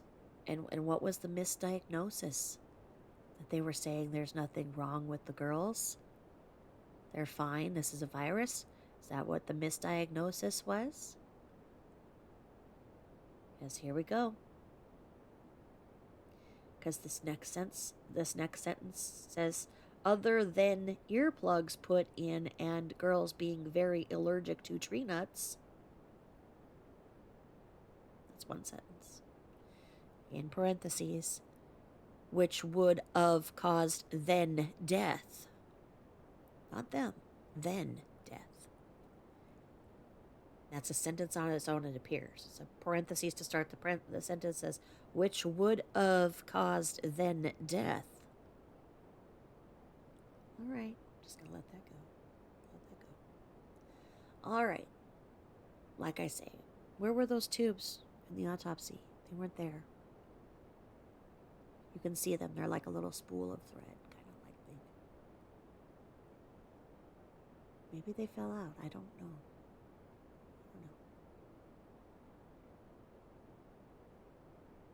Now it says Celeste was born with her esophagus too small. They went in 3 times to enlarge it. Steroids like crazy to help her breathe for 1.5 years or longer. What is wrong with these people? She was on steroids for 1.5 years or longer? Number one, that's not true. Okay? But it would have her jacked up. Do you know that when I have my complications with asthma and I have to go on like a 7-day prednisone purge, I lift up the refrigerator, the whole thing, with one arm while I sweep and mop under it with the other arm, while I'm simultaneously doing the dishes with my feet. Okay? And yelling at people. They would never give steroids like crazy to help her breathe for 1.5 years or longer. They're not going to give steroids to a baby for 1.5 years straight or longer. This is what she's inferring. No. Nope. They give steroid in low doses.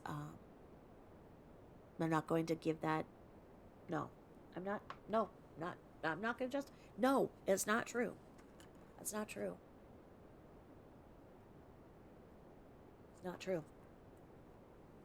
I can see that occasionally she would have gotten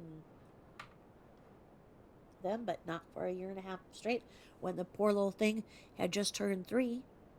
So you're saying steroids like crazy to help her breathe for 1.5 years or longer. These girls were not pathologically ill. These girls were normally developed, as was Shanann. These were healthy people. It's just the flex to act like they were sick for attention and drama and theatrics, histrionics, whatever you want to call it. It's ridiculous. Just knock it off. Live your life. Let the real people who are really sick get the sympathy. Go on with your life. Stop it. There are actually people who need help.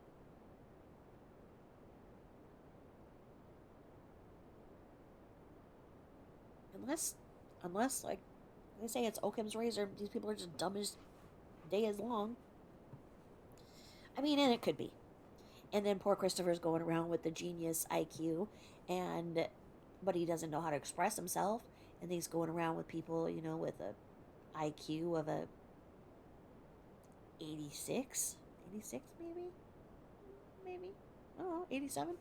I don't know, because then this next sentence starts, until they were diagnosed with asthma, then Shanann with her neck surgery with out of pockets $25,000 hyphen they owed. So that's why there was so much debt. No, Ms. Honorati, please go and listen to the bankruptcy proceedings, the bankruptcy, the whole thing. Read it along with me. I did it in a narration in another video. You can find out that that's not true. That's not true. It is not that, oh, they're so sick and all these medical bills and everything. Nope. Nope. Nope. Nope. Nope. No. Nope. No. And then if she had so many problems with pregnancy and everything, how come we're seeing her getting on an airplane every other freaking week with her 3rd pregnancy and going blah, blah, blah, blah, blah. And oh, yeah, she's so sick and so sick and so sick, but won't go to the doctor at all because she's out of network, which is not true. She could have been out of network, but if you're that sick with a baby, there is nobody that's going to... The priority was never the baby, that's the problem. But when it came out, and to, like, her other doctor, it showed that she hadn't seen the doctor in 2 years or whatever. Oh, but she was so sick with the lupus. Oh, but with the lupus, oh, that's right, when she started putting on those silly stickers, she was able to stop the 25 drugs a day that she was on for the lupus. Lupus doesn't work like that, and I wish that it did. I've seen some terrible cases of lupus. I feel very, very compassionate for people who actually have lupus. They cannot do what she did. They're not able to. Who could go right now? How many of you, me, or any of us could go and get on a plane as many times as she did while she was pregnant, if it was high risk? The pregnancies get worse as you go, and you're older. So the supposed high risk pregnancies, and then we see her in her 3rd pregnancy. I didn't see her losing weight. I don't see anything other than her being neurotic. Just don't go all these places. Just settle down. Relax. And no. So that's why there was so much debt.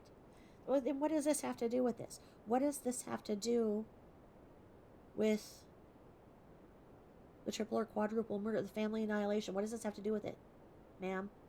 Okay, here we go. Maybe there's something here. Maybe we've got another clue. Because here this one goes. I noticed that when we would FaceTime every night for 4 years straight. That's it. That's a sentence. What am I going to do with that clue? Okay? Now, here's another sentence. Maybe this is the big clue. Looking back starting late May 2018. Can't do anything with that clue. Okay, let's hope for let's just go for 3. Let's go. Let's go. Let's make this maybe a hat trick, right? Or no, that's how things are going, right? I don't know. When we FaceTime, Chris was putting the phone all over the room, ceiling, floor, etc. I said, "Chris, are you all right?" Then he would FaceTime normally.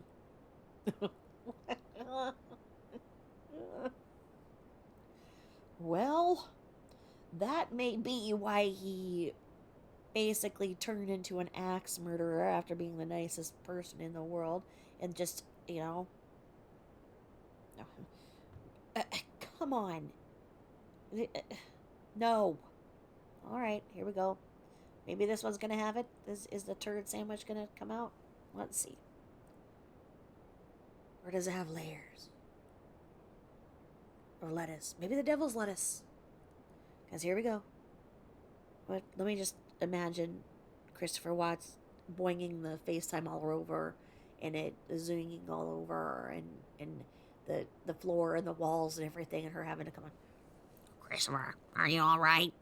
Why is this FaceTiming going on? I don't want to see the walls and the ceiling and everything. Straighten it up. Hold it still. He's like, oh, she put another freaking sticker on me. My hands are shaking. Wow. All right, put another sticker on you. Put you out on the porch again. Where's my cigarette? Anyway, all right. Before Shanann came to North Carolina, Celeste had a rash in her. Oh, jeez. Here we go. Here we go. Here we go. Here we go.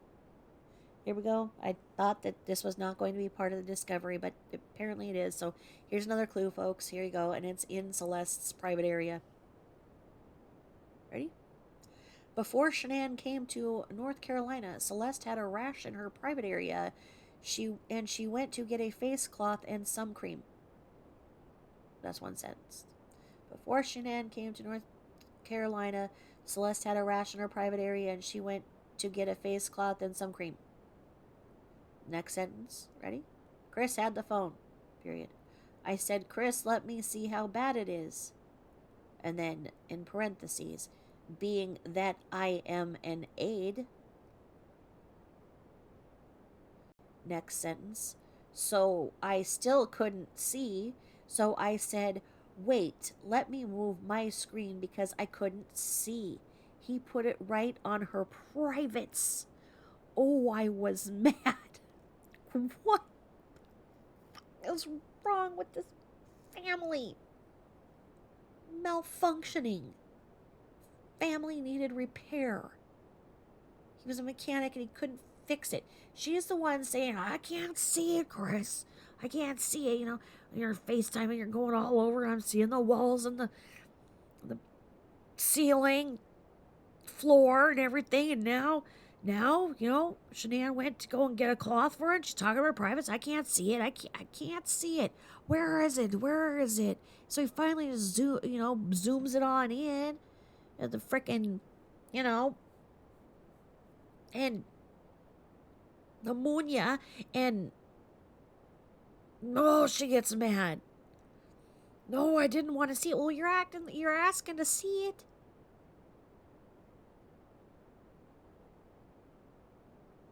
And he has to see it. Well, maybe it's because, okay, why would she have a rash there? Let's talk about this, folks.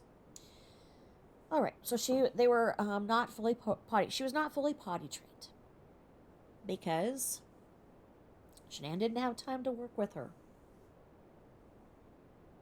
She had turned 3.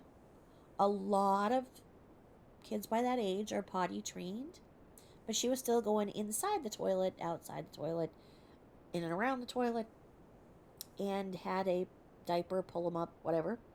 And every single night there was the ritualistic lubing up the rectal thermometer.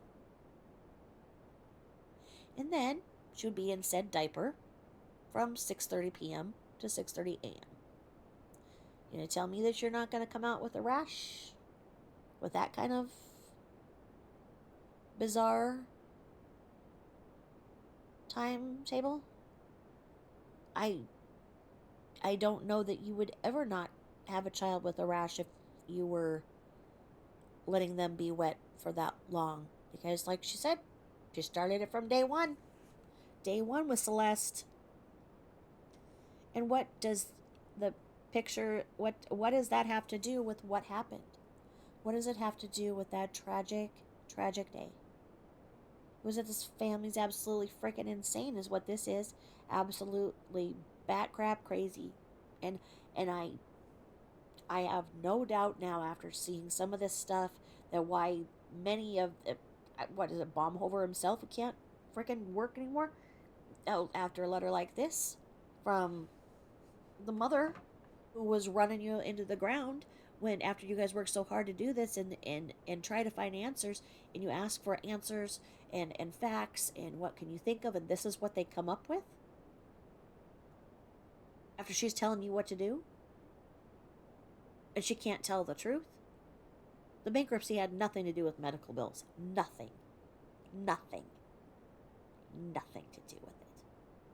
Anyway, Shanann wanted to come for 6 weeks this summer so she can introduce the girls to Chris's sister, Jamie.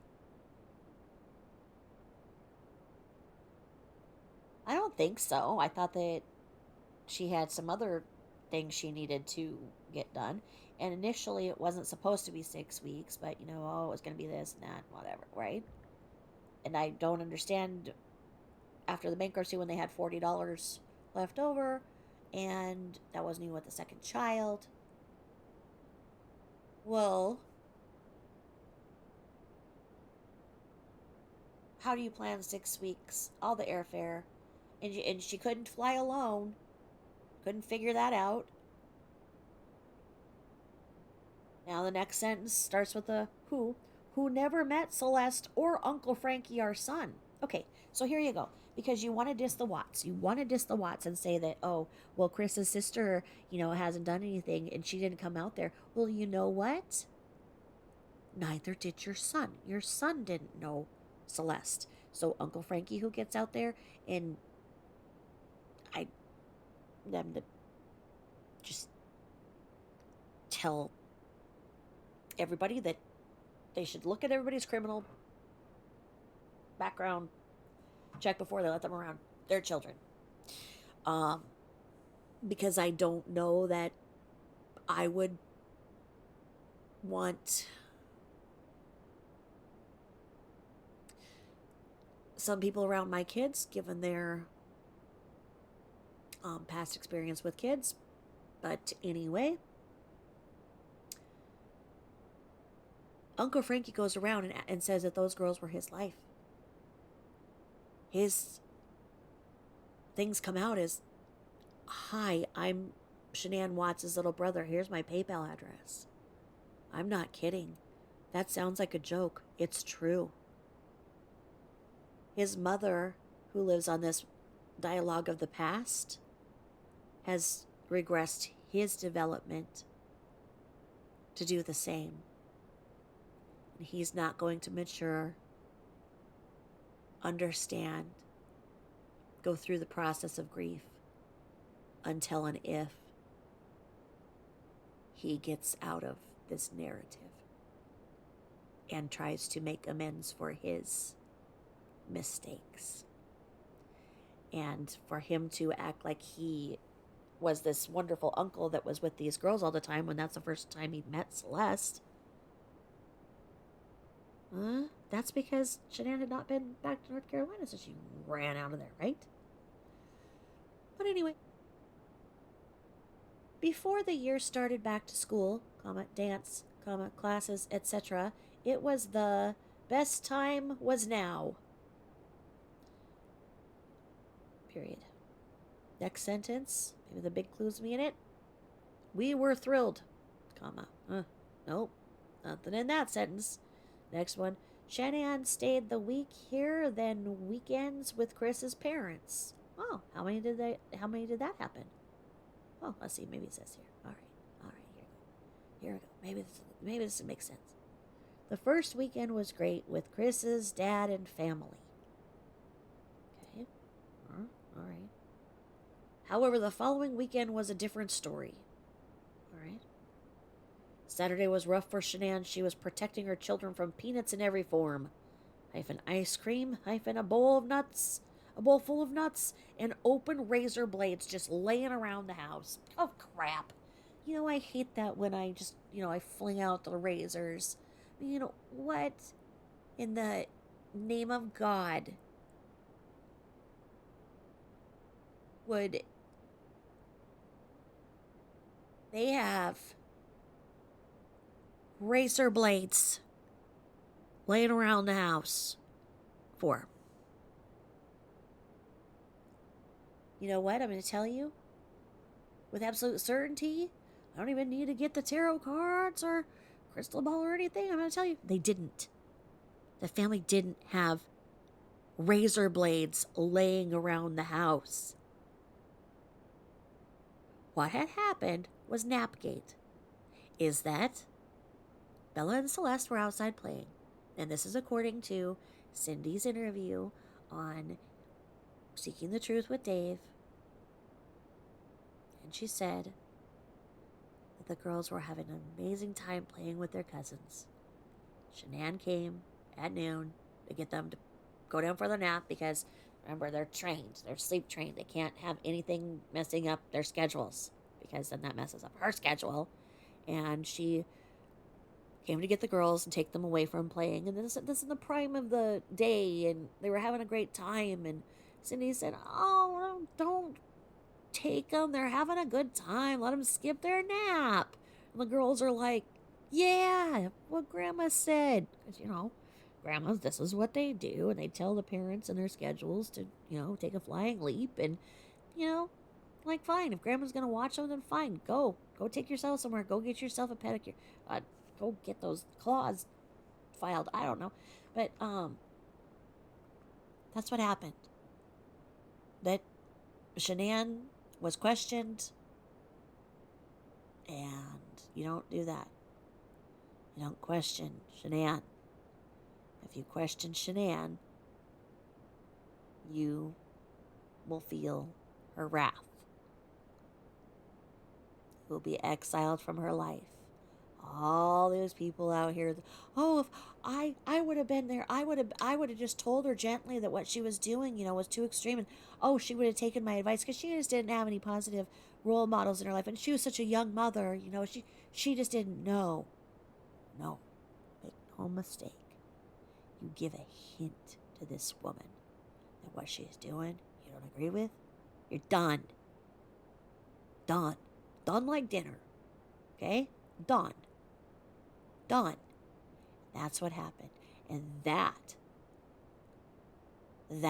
was the kiss of death. When Cindy said that to her, Cindy said, "Let him play." No, that was it. That was it. But you know what? She couldn't go on her little forums and her little, myriad of groups of allergy kids and kids with tubes in their ears and asthma kids and chronically ill kids and whatever else support groups that she would go into. She'd go into all of them, so she'd have a yes person in every single corner of the internet in the world, however she wanted it. She wanted a yes man, a yes woman. She told the same thing to certain people that were in certain circles, and other circles didn't need it. Because if she felt that they were going to say something that they didn't 100% back her in, she didn't want it. She was not going to have it. It was not going to happen. And this is what happened.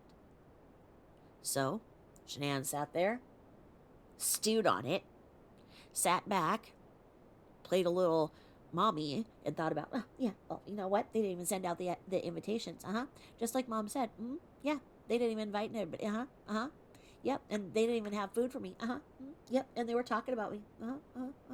And she got in this loop that her mom would put in her head because she said that she didn't like talking to her mom on the phone. Her mom would make her nervous. Her mom would do this. Supposedly Shanann was so ill growing up too. These weird headaches that she'd have. She'd have to miss all the school and whatnot. There's something about her parents stressed her out, right? Well, it's this circular reasoning, this loop this loop that she gets in. And so because Cindy Watts said this, it was done. It was a kiss of death. She ruminated, took those girls, put them in, and then she wanted all of the other cousins to stay outside and not be out there because if Bella and Celeste heard the other little kids playing, they would have wanted to get up with them. And she did not want that. And the grandma wasn't going to go and make all the other kids go and be out of the house and be around. They wanted to be around the girls. So not everybody was bowing down as they should have been to the Queen of the Dirty South. They wouldn't bow down. Was her crown not shiny enough? Why wouldn't they bow down? They didn't. They wouldn't. They couldn't. So what happened? Well, she stewed. Got pissy, had to think about something that she could say that other people would say because she couldn't have a support group for people who, flowers in the attic style parenting. So she waited till there was something she could get her on. So the next day, supposedly, one of the kids had ice cream, pistachio ice cream. As the legend goes. I could be wrong on this detail, but I thought that this is the way that this goes. And Cindy didn't think pistachio. You're thinking peanut. You're not thinking pistachio. You're just... Right? But as the legend goes, Shanann would give her approved shopping lists of what she could have and couldn't have in the house and made sure that, she was coming over, all nuts in the house had to be hidden and blah, blah, blah. So Celeste or whatever sees this looking good green ice cream or whatever, says she wants some, and Cindy goes to give her some, okay? Not thinking that that's the kind of ice cream that would be wrong because peanut, pistachio, it's, whatever. So Shanann lost her shit, freaked out, said that, that was an attempt on her daughter's life, that, Cindy just tried to kill Celeste, and she threw a big freaking hissy fit in front of everybody and called her daddy, and her daddy came and got her and the girls. And that was it. Then she called Chris, and Chris was, in the middle of bending NK over, and then he has to take this call, and here's it, she's out there doing this, and he's like, yeah, I'll get back to you. I'm railing somebody right now, and, went downhill from there. That's all it did. Went downhill from there. Bottom line is,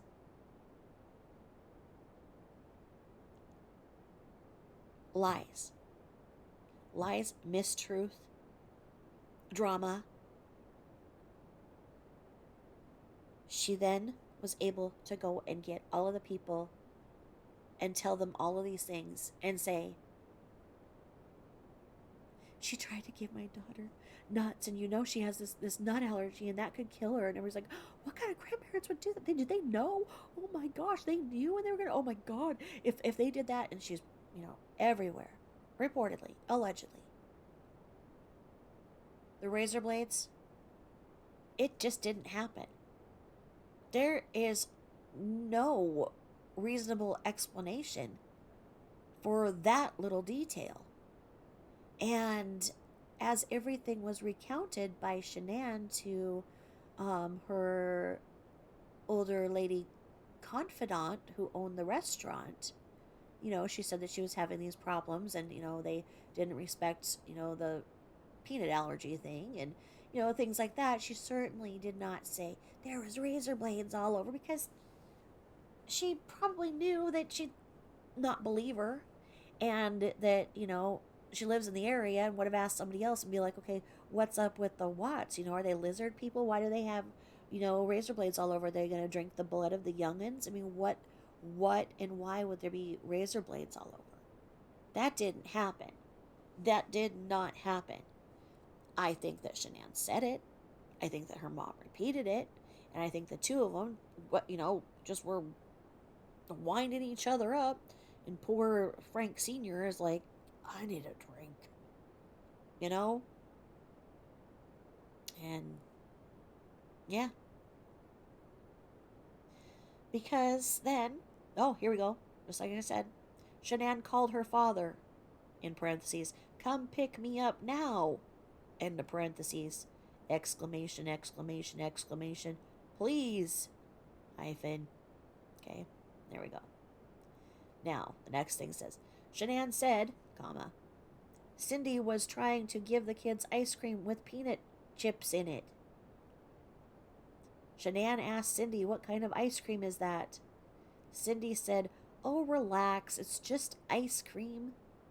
Shanann said, please let me read the ingredients. Cindy told my daughter, in parentheses, that she was scary, period. So the girls walked outside to play with Jamie, parentheses, Aunt Chris' sister.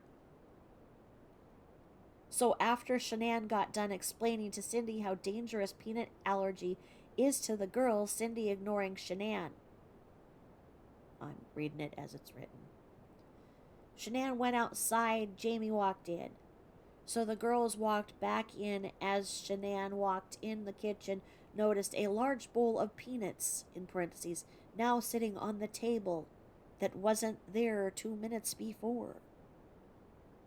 All right. So Shanann called me and explained everything. She said, Mom, I'm being double teamed. And I said, what? She told me everything. Period. But when she told me about the razor blades, hyphen, I said, parentheses, what? Question mark, question mark.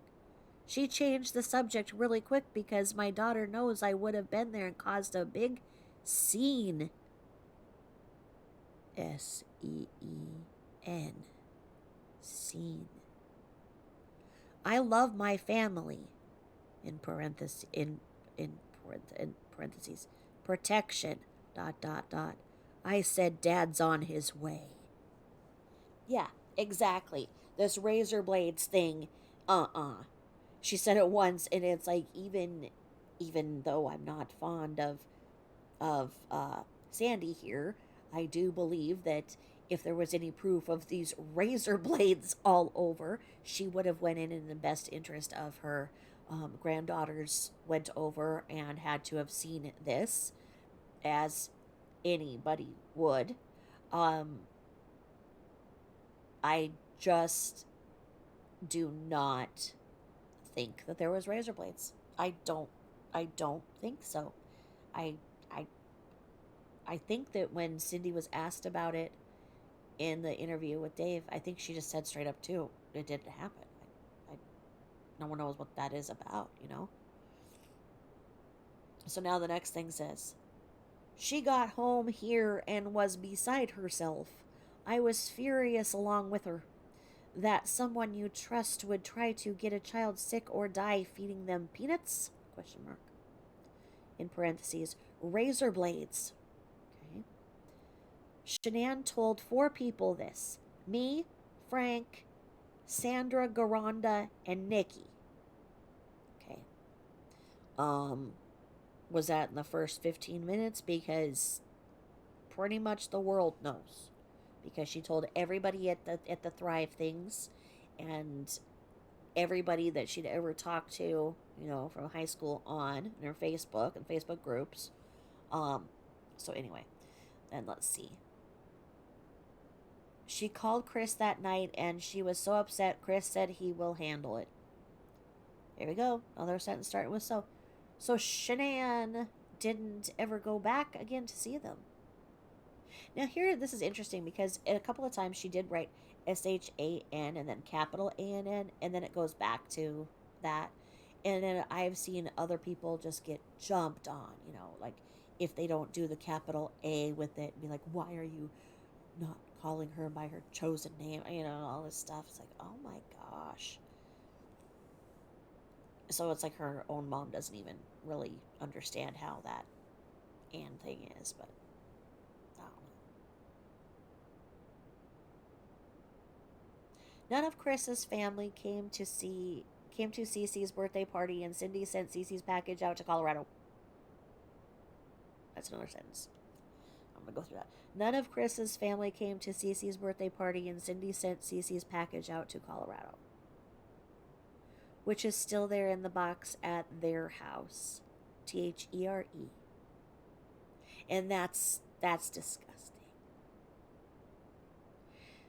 There is no reason, none, for Cece not to have received the present.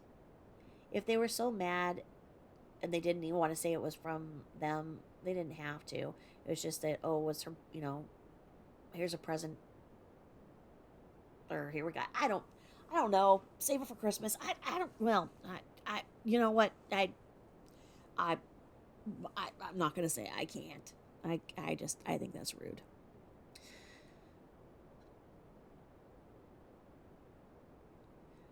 So Shanann and girls and us had a wonderful time the rest of their trip, THERE. When Chris came here for his week here and Shanann 6 weeks here. Well, that's kind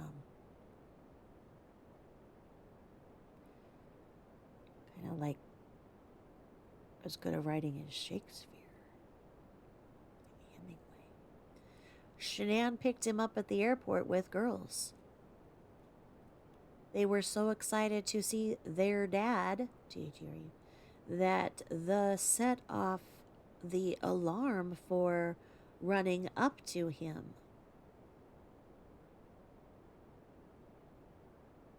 What alarm did they set off running up to him? Chris spent the day with his parents, and Shanann dripped him off at the nursing home to see his grandma. Well, why did Shanann drip on him? What was she doing?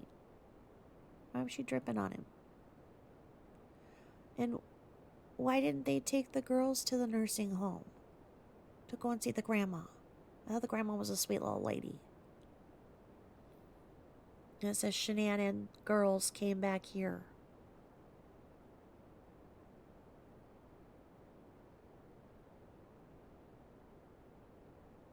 Chris was acting really wired to Shanann. WIRED. Wired to Shanann. He didn't have time to speak to her, and then he was going to stay because we had a storm with no streetlights not working. Chris's dad brought him back here to our home. Shanann and Chris spoke on our back porch for a few hours about how he has been and the peanut stuff in his mom's house. That's one sentence. I'm going to repeat that one sentence because it could be the clue. Chris's dad brought him back here to our home. Shanann and Chris spoke on our back porch for a few hours about how he has been and the peanut stuff in his mom's house. Do you think that she tried to tell him that his mom had razor blades all over the house?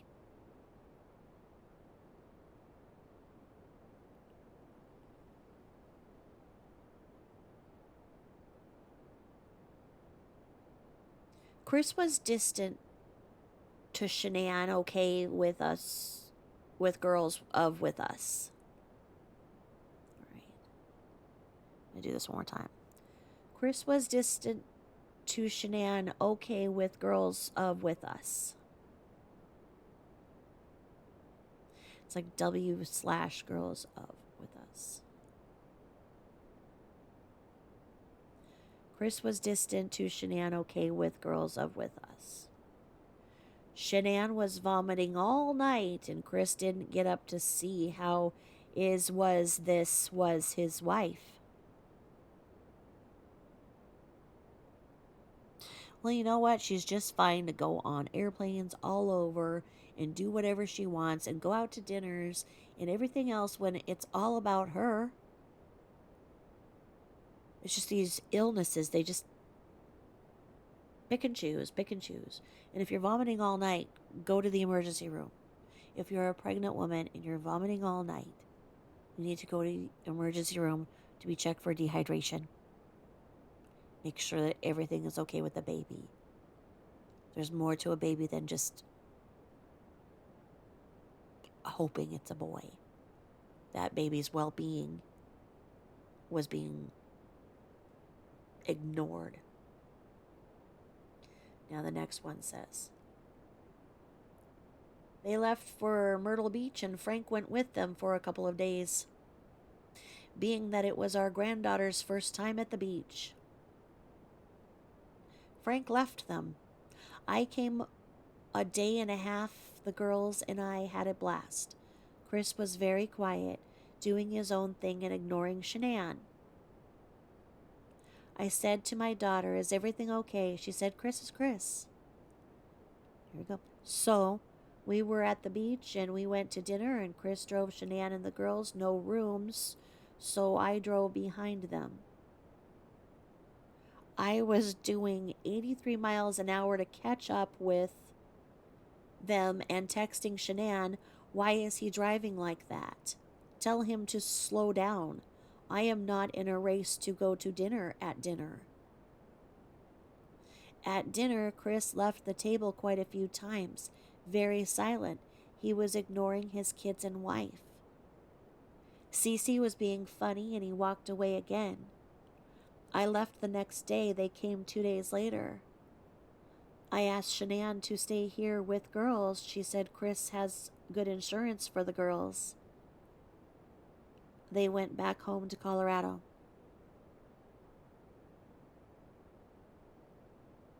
Okay.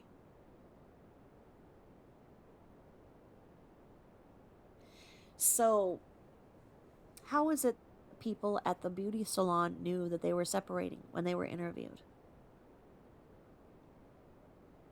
At the salon that Sandra worked at,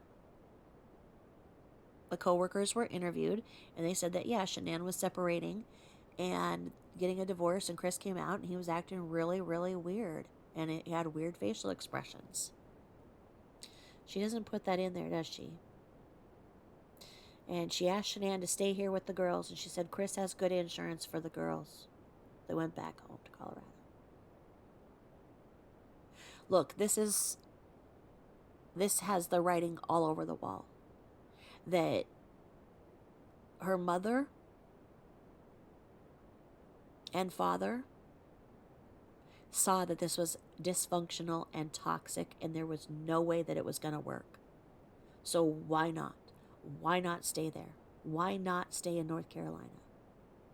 Was she afraid that her past was going to catch up with her? Oh, Chris has good insurance for the girls, but you've talked about separating. You know that you're separating. You know that you haven't been making the house payment or the HOA payment. Heck, they may not even been making the insurance payment. Maybe that's why she didn't go to the doctor. Maybe that's why she wasn't going out of network. If she, for a second, would have thought logically, she could have easily went to the state and said, look, I'm a victim of domestic violence, or I feel in danger with my husband, whatever, I've left him, I'm homeless, I'm here, my girls have asthma, I need emergency medical, food stamps, housing. It would have been done by the end of the day. No questions asked. They would have done that. Doesn't matter that, Chris has good insurance. You know what? If she's in North Carolina, he's in Colorado. If the girls are sick, out of network or not, especially with asthma or anything like that, you can still go to the doctor. It's just out of network, so you might have to pay more. But they could have went to the county and showed that they were indigent because there was no money. But all of the lies would have had to have came out. That she couldn't have went on these endless trips anymore because she wasn't making the money that she needed to be making to be able to justify all of those airlines, those hotels, those rental cars, those seminar fees, the products, the minimum product, everything. And no, the MLM did not take advantage of her. She took advantage of them. She'd always been selling some kind of an MLM, and it never got out of control until she found one that she could just go on vacation and vacation. And what was she doing when she was talking? Every single conversation we see when they try and talk about the product, or what do they say at this and that. Oh yeah, well, ask so and so about this, whatever. You see it, and it's nothing about the products. It's all about her. She had everybody in that circle all concerned about her. She was the center of attention. Every picture you see, it's her that they're around because she's got all this drama. It wasn't about the product. It wasn't that, oh, she's this wonderful salesperson. No, it's that she ends up knowing a lot of people, and they probably want her to go away so they'll give her what she wants. Now, oh, here we go. Here we go. And 1, 2, 3, 4, 5, 6, 7, 8, 9, 10, 11, 12, 13, 14, 15, 16, 17, 18, 19, 20, 21 exclamation marks, because the next um the next the next sentence before the 21 exclamation marks, it says, I'm devastated. I'm devastated. Deva? Oh, man, it's closer. It might be even devastated. I'm devastated. Yeah, it did. I was thinking it was the other one. I'm devastated. There you go. All right. And then it says, P.S. The only reason Chris got fit, period, was because diabetes was high in his family and Shanann wanted him to live forever.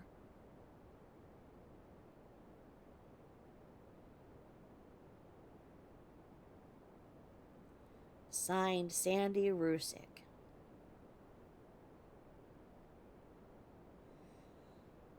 Oh, well.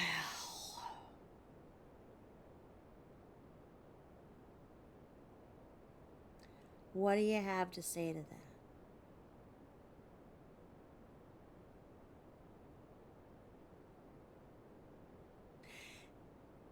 that? P.S. The only reason Chris got fit was because diabetes runs high in his family and Shanann wanted him to live forever.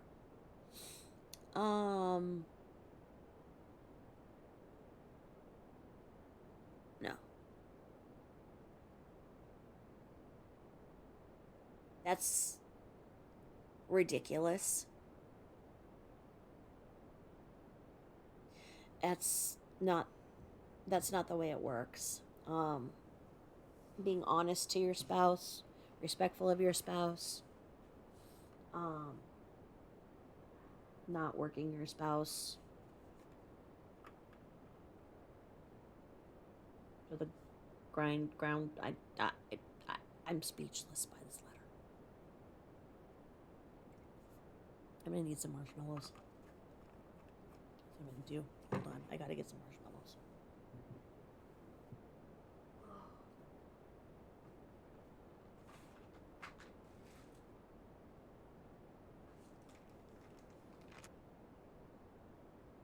Hey, unfortunately, I saw and heard while I go lightly, MGO, eat a pretzel rod. It was in a clip, and very aggressively eating a pretzel rod into the microphone. It was scary. I felt scared for the pretzel rod. I need some marshmallows right now. I'm a little confused. All right, let's go on to the next. I think that's the end of Blue's Clues with the Ruse. Oh no, here we go. Okay. The following information was documented at the time it was gathered. The date of this report is not indicative of when the investigation occurred. On 8/20/18 at approximately 17:36 or 5:36 civilian time, I met with Nicole Atkinson and her minor son Nicholas, herein referred to as Nick Atkinson, date of birth redacted, at the Frederick Police Department. The interview was visually and audibly recorded.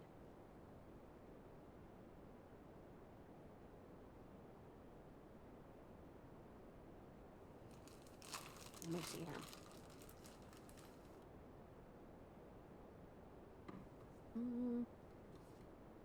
Write something down before I forget it. What in the world?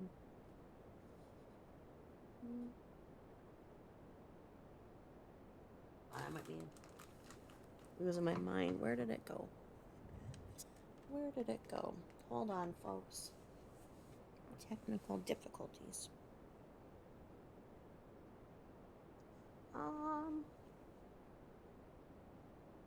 Just a second. Where did?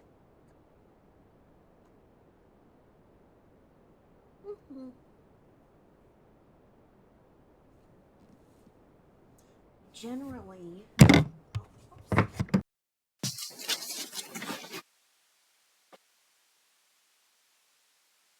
Sorry. Sorry about that. Hold, please.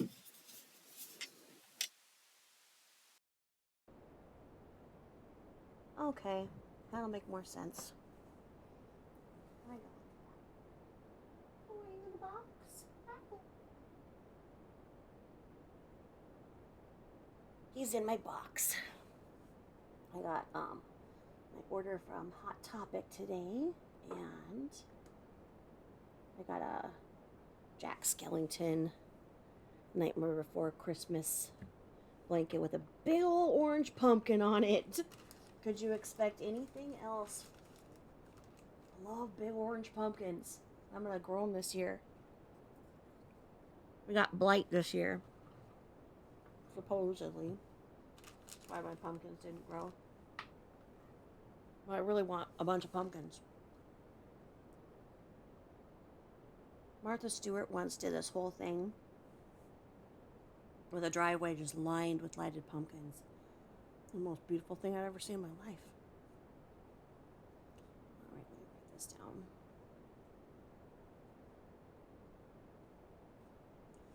Alright, so in this episode we got through Blue's Clues with the ruse. Alright, so now going on to the fluff. Alright, let's see here. Maybe also tell us why Nick felt so comfortable to run around the house like it was his own. And that's what I was gonna say. I don't know. Hold on, I need to put my socks on. My feet are cold. Oh. I actually am getting really good at washing my hair with one hand, and even blow dried it today. And it was like super hot. I was like, ugh, because I've been used to wearing my hair up in a messy bun for so long. My hair just feels so hot when it's down. All right. Okay. Here we go. And we got Nick. I asked Nick to walk me through the events the first time he and his mother, Nicole, were at the Watts House residence on 8/13/18. Nick said that he and Nicole knocked on the front door and received no response, so they opened it using the deadbolt code.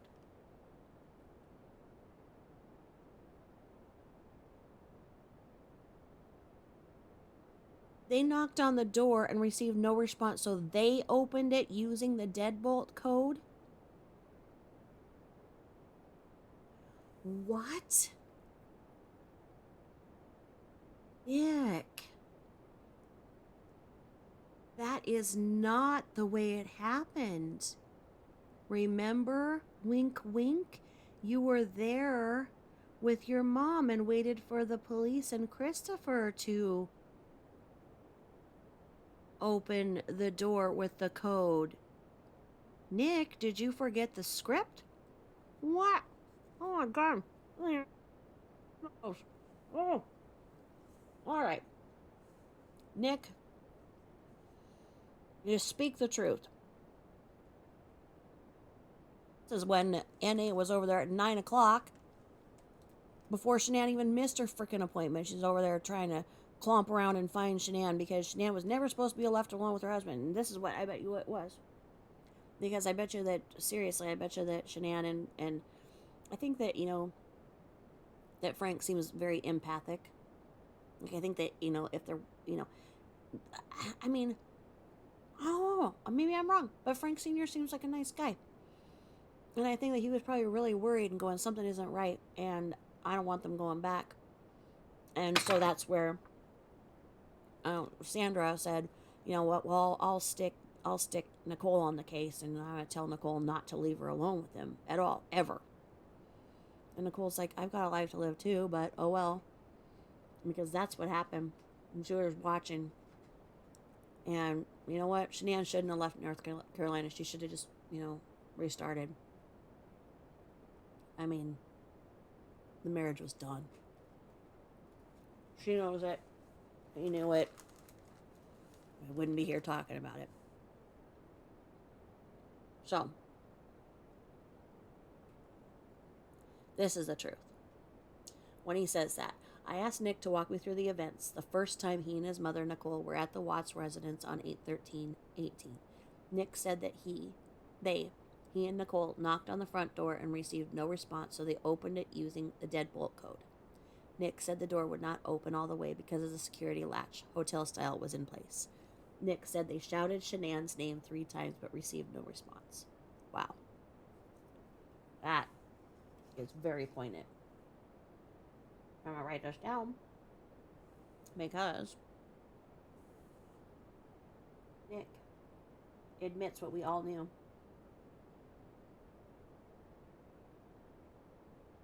This is why Nicole said, am I going to get arrested?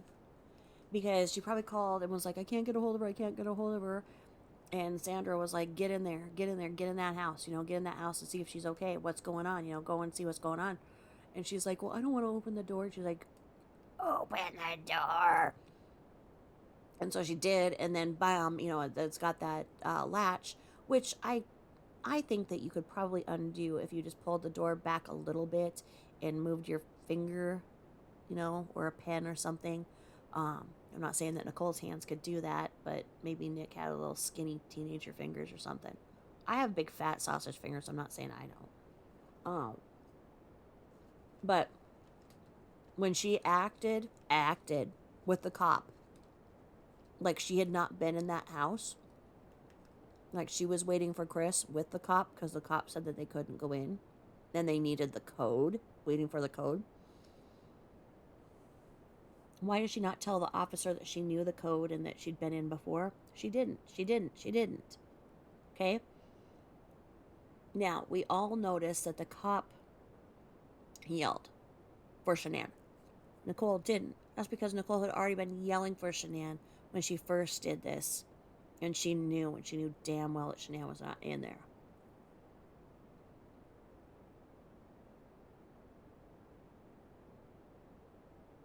What are you doing? I see a car going all slow by our house. What are you doing? Looking for something? What you doing, Willis? All right. So anyway, Nick said they shouted Shanann's name 3 times but received no response. That's when she called 911 at 9 o'clock, and that's when they were like, well, you just dropped her off at 2. Why don't you just chill out a little bit? And then, I'm sure that the mom, and rightfully so, was probably like, no, call back. Something ain't right. Because something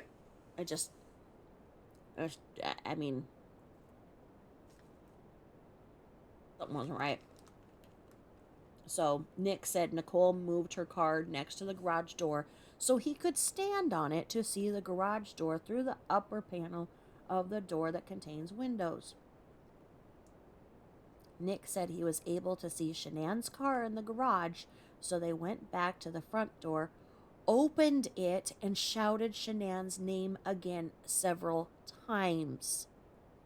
Twice they opened that door using that code that they did not say and did not have permission from Christopher Watts. This is why Nicole was like, am I going to be arrested? And I mean, it probably is. I mean, I don't think that she had anything else to do with it.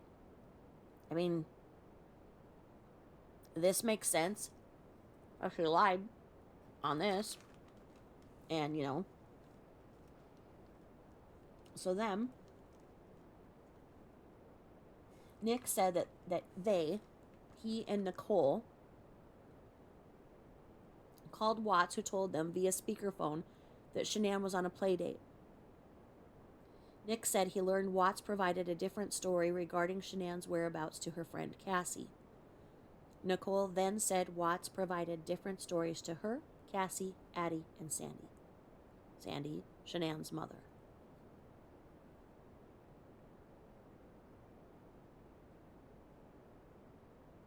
Nick said that he looked around the house for a way inside for about 40 minutes and figured Shanann was inside and unconscious. From his previous dog sitting experience at the Watts residence, Nick said he was aware of the alarm system. He was aware the alarm system would activate by attempting to raise the garage door and believed the sound of the alarm would wake Shanann if she were asleep. Nick said the alarm triggered, but then disarmed. So they set off the alarm.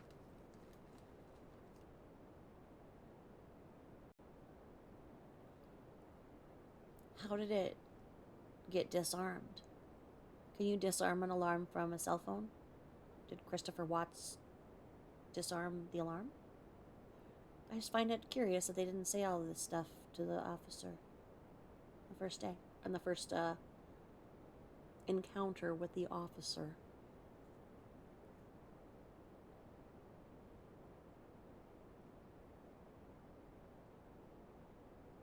Here we go. Here's proof.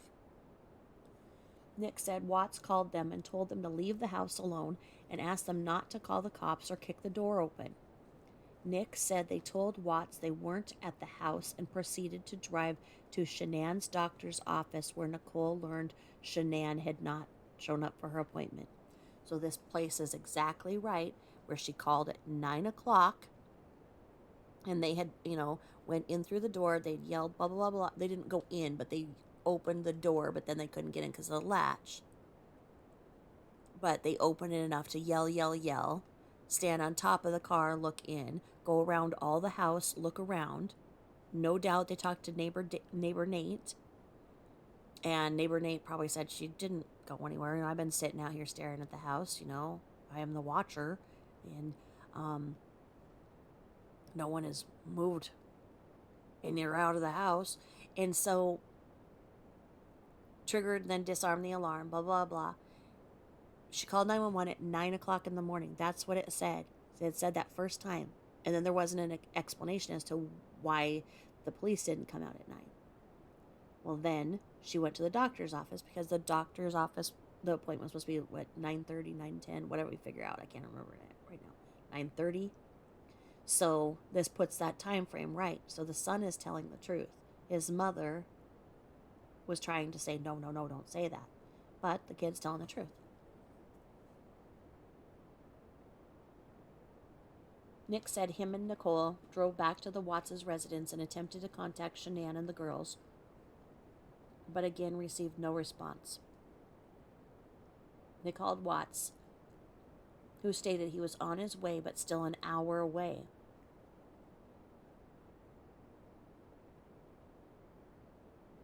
It should be noted that Nick estimated an hour had passed from the first time they spoke with Watts. Nick said that's when they decided to call the police. Okay. So they've got this going on, blah, blah, blah. Nick said Officer Coonrod arrived and walked around the house looking for a way inside and also shouted through the partially open front door.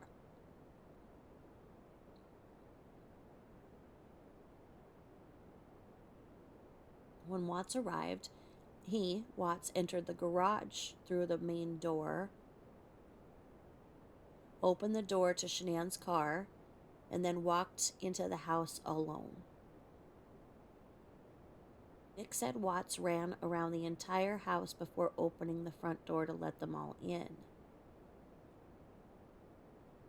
I do think it's weird that he went and opened up the car doors instead of just,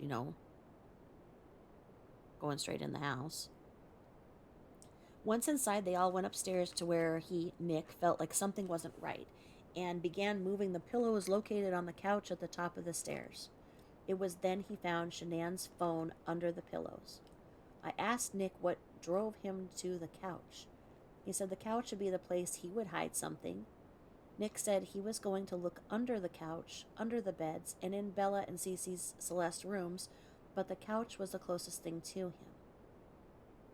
I asked Nick to draw the couch and the location of Shanann's phone in relation to the couch. Nick explained what he was drawing as he drew and depicted Shanann's cell phone near the open end of the couch under a pillow. When asked, Nick said he located the phone under 3 or 4 pillows and that it was face up. Nicole added Shanann's phone had a clutch on it the prior weekend, but that was no longer on the phone. Nicole described the clutch as being similar to a lanyard and that Shanann would put it around her wrist so she wouldn't drop her phone. It should be noted that the clutch lanyard was attached to the phone when I recovered it. Huh. Connected to your wrist?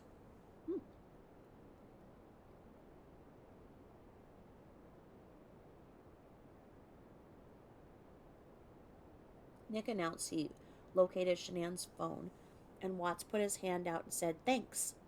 Nick handed the phone to Officer Coonrod, who subsequently handed it to Watts. Officer Coonrod asked Watts if he could access the phone to see if Shanann had texted someone and left. Nick said Watts didn't know, or pretended not to know, Shanann's password at first, but eventually accessed it using numbers corresponding to their unborn children's projected birth date.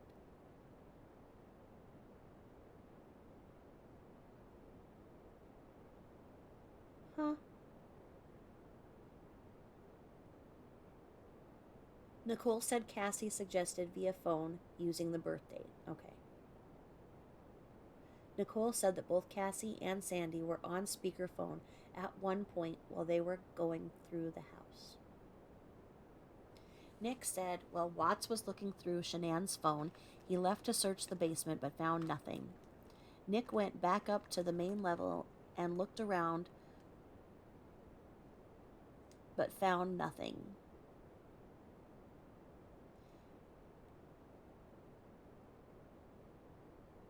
He said everyone else came down to the main level as well, so he proceeded upstairs to search the bedrooms and closets.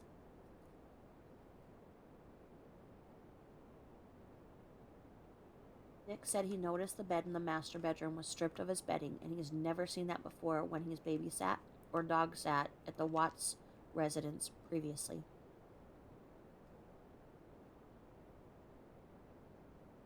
Nick described the sheets as white with blue stripes. Good Lord.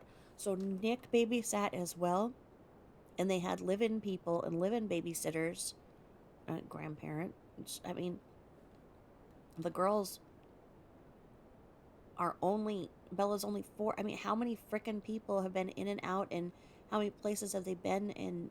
All these different people taking care. That is really weird.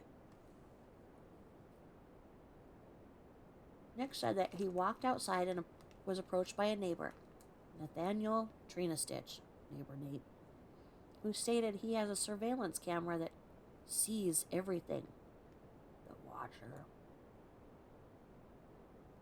While in Nate's house with Officer Coonrod, Nick said he observed the video footage showing Watts' truck backing up to the garage door, but he couldn't see the back of the truck. I'm eating these mini marshmallows that are colored. I like them.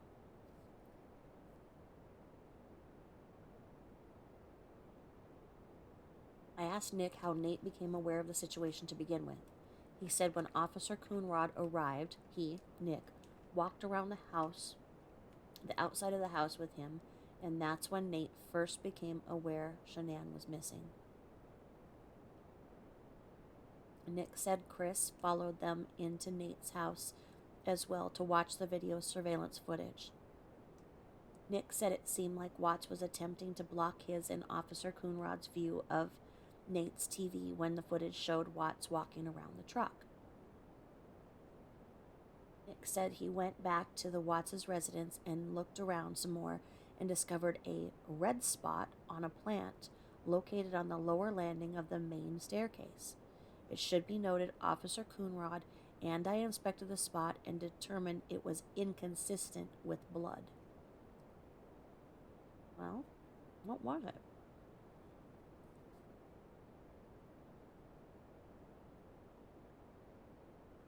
I never heard that before.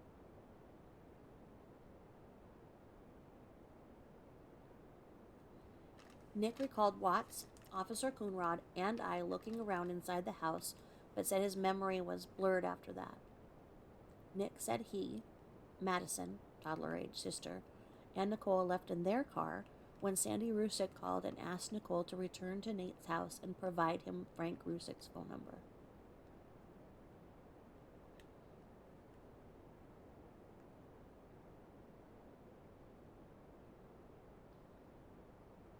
I asked Nick if he was aware of Watts' prior knowledge that Nate's camera and the direction it pointed. Nick said that he knew Watts was aware of the camera because Watts, stated he's previously asked Nate to review footage regarding an auto trespass.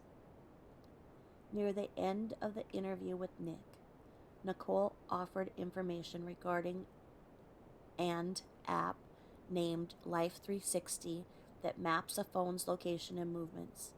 Nicole explained her phone shows specific locations and times from the time they left Arizona through Nicole and Nick's activities. Nicole agreed to send screenshots of her activity to me. On 8/22/18 at 05:42 hours, I received from Nicole via email 16 screenshots in JPEG format. The screenshots will be included in the digital case file as evidence, nothing further. Right?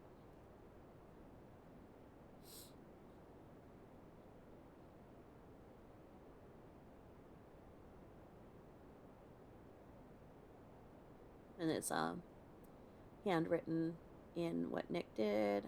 It was handwriting from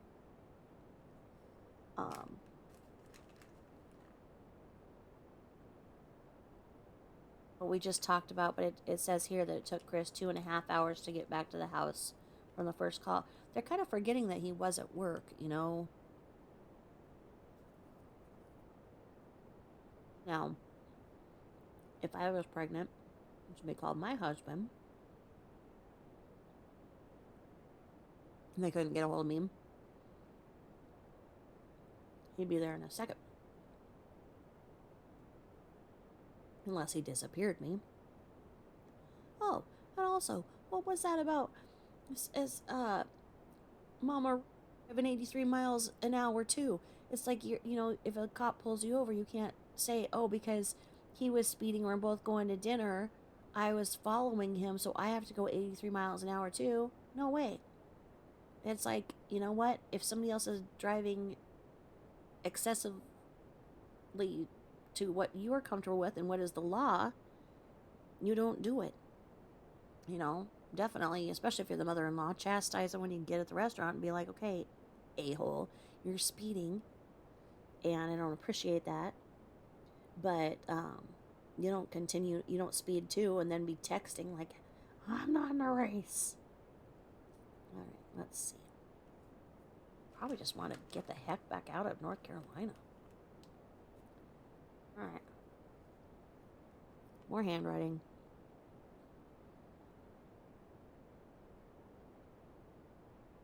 Reading it.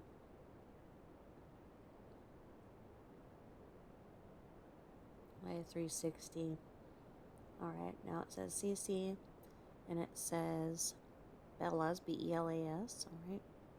So, oh, this must be where Nick was writing on where the couch was. Looks like a Fred Flintstone couch.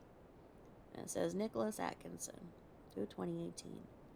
I mean, in all seriousness, he sounds like a good, mature kid who, um, you know, helped. He was 15 then? Okay. So he is 15 and was babysitting and dog sitting. Well, Nicholas, why didn't you go and talk to Dieter about this and take Dieter with you guys so that, he wasn't dealing with this? I'm real worried about what Dieter went through and what he saw. Really need to have him talk to Caesar Million. Dieter knows everything. So does the Echo. Alright.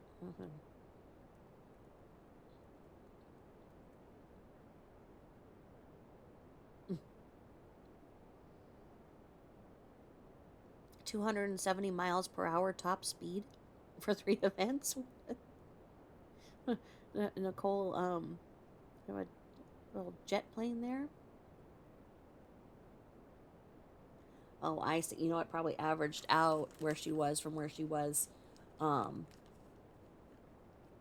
She's like a massive sundial, and it was like, no, just kidding. Because she was in a different city. So it's like, how'd you get here to here? Oh, I took a step. No, just kidding. It probably figured in the miles from the airplane. Oh, big woman. I don't like her.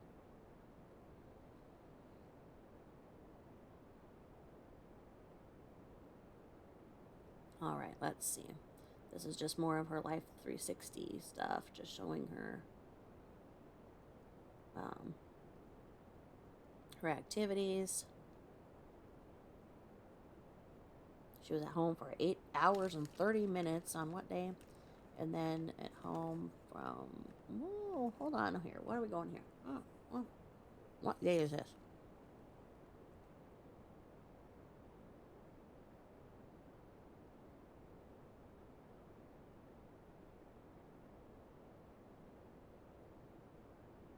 Sunday, August 12th. Okay, let's go here. And you got 57 miles top speed. Frederick near Tulip, Longmont, Colorado. Okay, 16-mile drive. We went from Longmont to Frederick.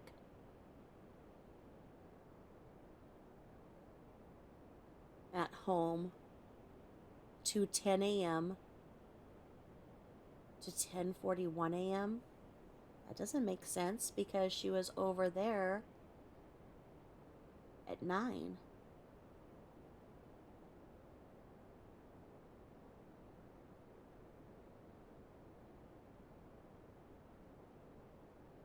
Or was it not figuring in for daylight savings time or what?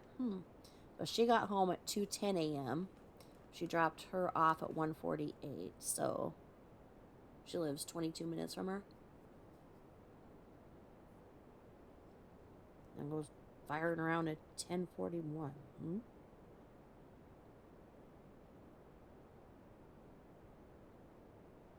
It was just okay.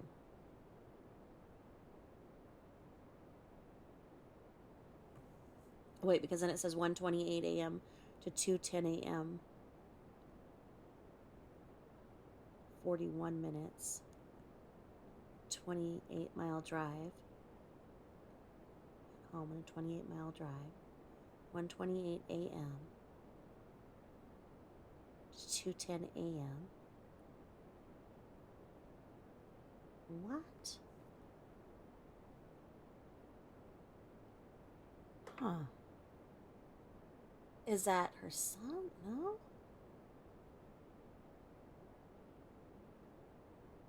Near Saratoga Trail. Okay.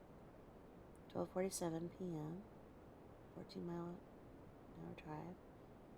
Okay, 33. Something's not looking right here with Nicole's movement. And okay, so that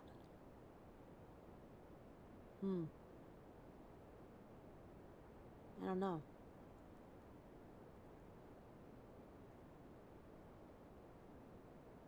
Unless it doesn't make sense. Okay.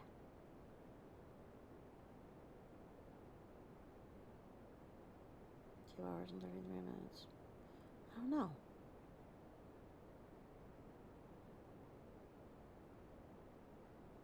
Kano State mile trip. I don't know. I mean, there's a lot of people who think that she had some things to do with this. I I think that there's room for speculation. Um, she knows more than she's saying. I mean, there's no way I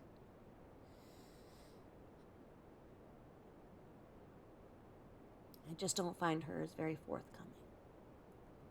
Then again, maybe she got sucked into a bunch of stuff that she didn't want anything to do with. Thinks these people are weird and wants to leave them alone, but then you see how enmeshed she still is with them.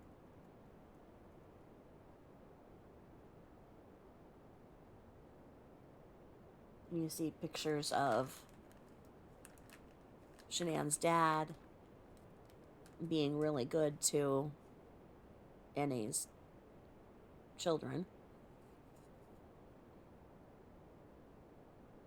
Must be really hard for him to see the one little girl that was her friend.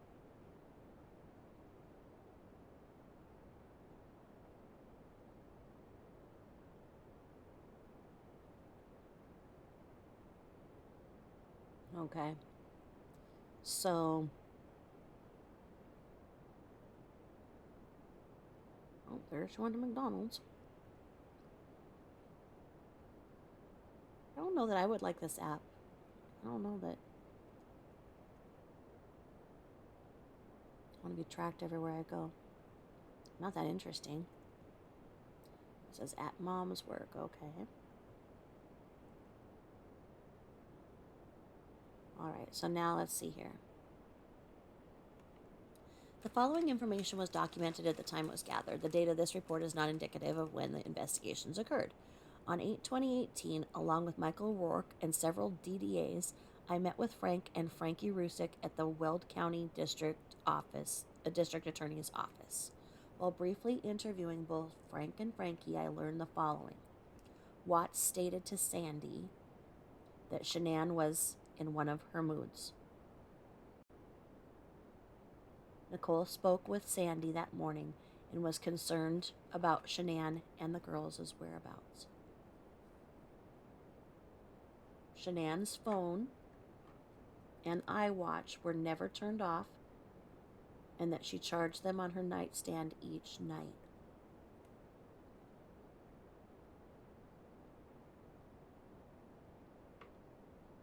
The girls' Jack and Jill bathroom doors were typically locked at night to keep Bella and Celeste out of the bathroom.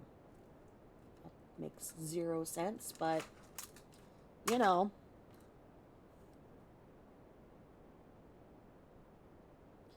I can't imagine keeping kids out of the bathroom.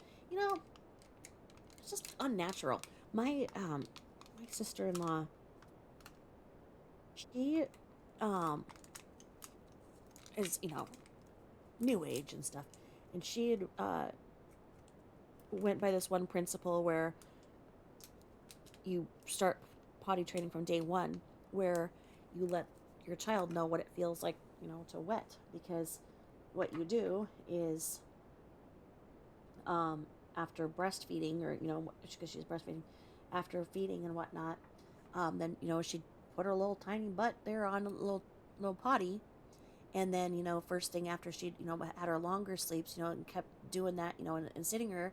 And then, by the time that, she was, like a month and whatnot, and sleeping, 5 hours or whatever, first thing they do, as soon as she gets up, they go and place her on the toilet. And he was like toilet trained by like 4 months, obviously her mom taking her and whatnot. And it worked really well. And, children are just little mini adults. You're just teaching them, and you teach them how to use the toilet, how not to use the toilet. So it's just weird to lock a bathroom to keep the girls out of them at night. They were 3 and 4. They're not. I mean, it doesn't make sense.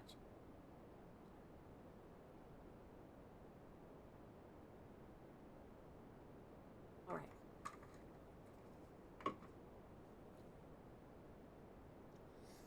Not only were they locked, but they had the water drained out of them.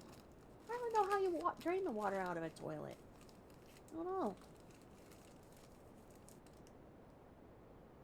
All right. So, Sandy called Watts and left a voice message. She subsequently called him again to check on Shanann. Oh, yes, she did. Watts was distant with Shanann's family the 1 week he was in North Carolina. This was the last week of 6 weeks Shanann and the girls were visiting in North Carolina, visiting family. Frank stated Watts' relationship with his mother is not as good as the relationship with his dad. Frank confirmed that the conflict between Shanann and her mother-in-law, Cindy Watts, regarding Celeste's peanut allergy. Frankie stated that Shanann wore the pants in the family. Frank said Watts was more stern and confrontational with Bella and Celeste while he was visiting North Carolina in the last week of the 6-week trip. Installed the hotel-style latch on the front door to prevent Celeste from opening the door. Frank also said a big blue blanket was typically on the couch. Note, this blanket has not been located to date. Ooh, there's a clue. Frank confirmed the outside garage door opener keypad has never worked. Nothing further. Detective Dave Baumhofer. Okay, well, if he's a contractor, he lived there for a year and a half, why didn't he fix the garage door opener pad thing? And the house was new. Why didn't they, call the people who had put it in and get that fixed? And Christopher is very good with, things. So what the heck was wrong with that, huh? All right. So Frank and Frankie, she was in one of her moods. In one of her moods. And they're all like, oh, Lord, watch out for her legs. Let's see. So then this is just the handwritten notes of what we just heard in the interview.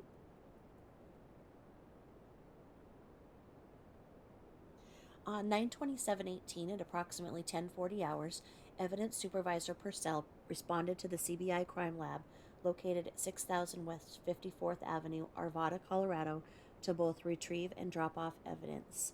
CBI evidence technician Christy Sauser took custody of a purple makeup bag containing makeup from Shanann Watts, item number 133. Frederick evidence supervisor took custody of fetus Nico, item number 78. Cannot believe they called him an item. To be brought back to the Frederick Police Department in order to make arrangements for shipment to North Carolina. The fetus would be shipped by the Weld County Coroner's Office to a funeral home in North Carolina for the purposes of burial. See Detective Baumhofer's supplemental for further information. Once back at the Frederick Police Department, the fetus was placed in the freezer until such a time the coroner could take custody. The evidence submitted and evidence returned receipts were scanned and added to the case file. On 9/28/18, Detective Baumhofer took custody of the fetus for transport to the Weld County Coroner's Office. In the evidence system, the fetus will carry the disposition of, transferred to other agency for chain of custody purposes. Nothing further.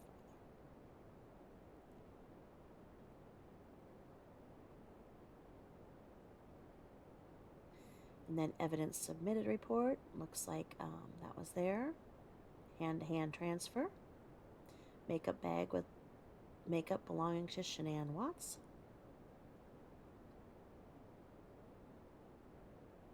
And then hand-to-hand transfer. And then we have Record Supervisor Purcell received mail from the department, from Greeley Police Department. The envelope contained a report by Greeley Officer Brown in regards to an abandoned vehicle. Upon further reading, the report is from 8/15/18, while Shanann, Bella, and Celeste were still considered missing. The reporting party believed the abandoned vehicle may have been related to the missing parties. Upon Officer Brown's investigation, it was determined the vehicle was not related to this case. See GPD Report 18 TAC 069033 for further information. Officer Brown spoke with Sergeant Albert in regards to this vehicle, and this vehicle is mentioned in Sergeant Albert's earlier supplemental. Because Supervisor Purcell received the report from Greeley PD, the Greeley report shall carry as an attachment to this report. Nothing further, Purcell.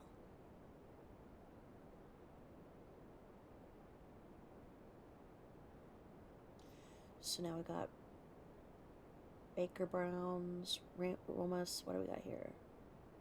Another supplemental for moving traffic. Moving violation. What is this? Oh, okay. This must be the vehicle that they thought, because it just says a patrol day watch, non-moving traffic violation. Okay.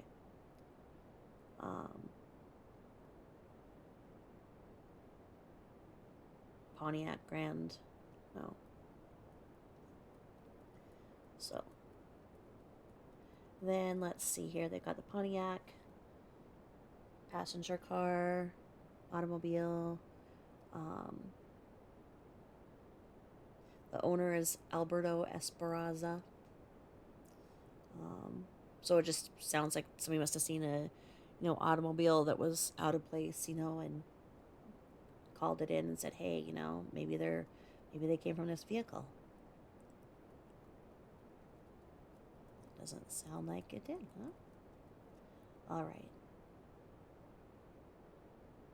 So then this just says officer report for incident. It says narrative, Greeley Police Department original narrative, connecting case numbers, miscellaneous documents included with the original report.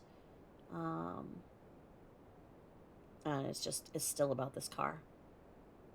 And it says at approximately 8:36, a call came in from Bradley Olson, who stated he had seen a maroon Pontiac Grand Am with the license CUA 891, which appeared to be abandoned on the side of the road in the 500 block of North 83rd Avenue.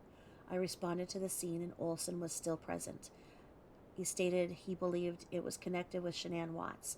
Watts is a pregnant female who went missing from Firestone, Colorado, under the jurisdiction of Frederick Police Department, and was last seen around 0200 hours on 8/13/18. I asked Olson why he believed it was in connection with that case, and he stated, due to the time frame, he believed it was connected. The vehicle had the driver's side window down and a flat tire on the rear passenger side. It also appeared the radio and stereo had been removed from the console. No keys were present. Olson went on to state that he works for AG Tax Security and currently works at Point Range Energy, which is an ethanol plant in Windsor. He works from 0 hours to 0800 hours and had seen that there was no vehicle there at approximately 11:45 hours on 8/12/18. He noted on his way home from work at approximately 0800 hours on 8/13 the vehicle was there, and he had seen it several times since, as it appeared it had not been moved since he initially saw it on the morning of 8/13/18. I did run the license plate, and it came back to Martina and Alberto Esperanza. It registered to the address of 3030 West 35th Street Avenue in Denver, Colorado, and was not reported stolen. I did request Denver Police Department to go to that address and attempt contact with the registered owner to see if they knew where their vehicle was located.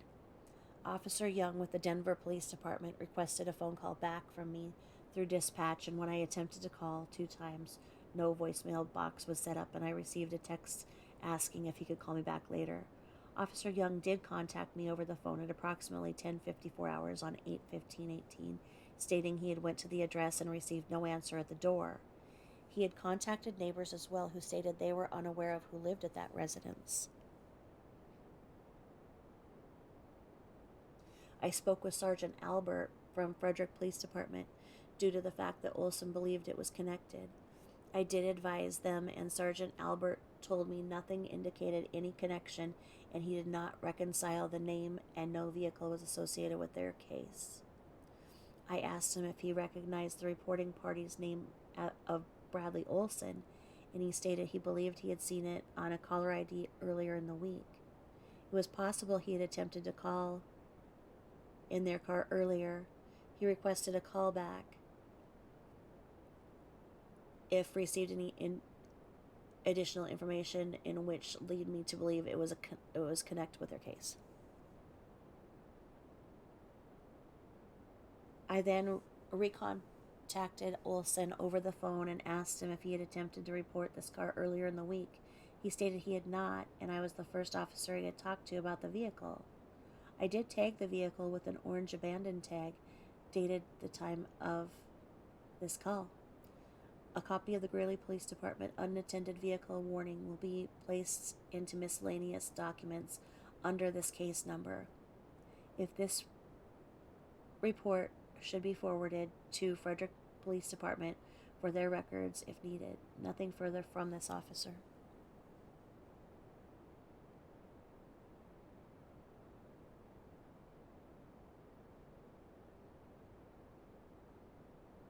On 10/2/2018 at approximately 1400 hours, Evidence Supervisor Purcell took custody of a 4 terabyte external hard drive from Mike Pearl of Greeley PD. This hard drive contains all information retrieved from the executed search warrants for the Watts Kessinger phones. The hard drive was checked into Frederick Evidence, item 177. Mike Pearl also returned phones belonging to Shanann Watts, Chris Watts' personal and work cell, and Nikki Kessinger, which were then checked and secured in the evidence room. Nothing further, Purcell.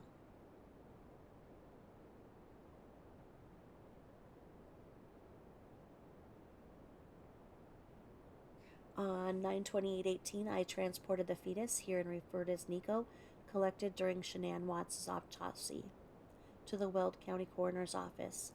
Upon arrival, I met with Weld County Coroner Carl Blesch and transferred custody of Nico directly to him. The purpose of this transfer was to arrange a release and transportation of Nico to Frank and Sani, S-A-N-I, they didn't put Sandy, Rusick via a funeral home located in North Carolina. Prior to this transfer, Nico was kept in the evidence at the Frederick Police Department subsequent to an authorized Weld DA release by the CBI Forensic Laboratory. Refer to Evidence Technician Amanda Purcell's report regarding the custody transfer from the CBI lab to Frederick PD Evidence. Nothing further. Detective Dave Baumhofer. That's very sad.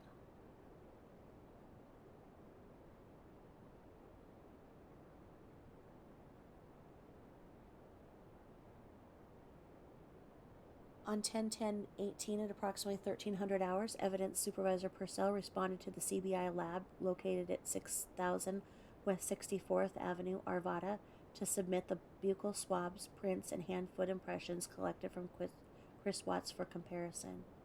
Purcell was met there by CBI Evidence Technician Tracy Benson. Purcell took custody of 6 pieces of evidence from Technician Benson for transport to the Frederick Police Department. This items included clothing belonging to Chris Watts and handwritten notes. All items were transported by Purcell to the Frederick Police Department and locked into evidence. Nothing further.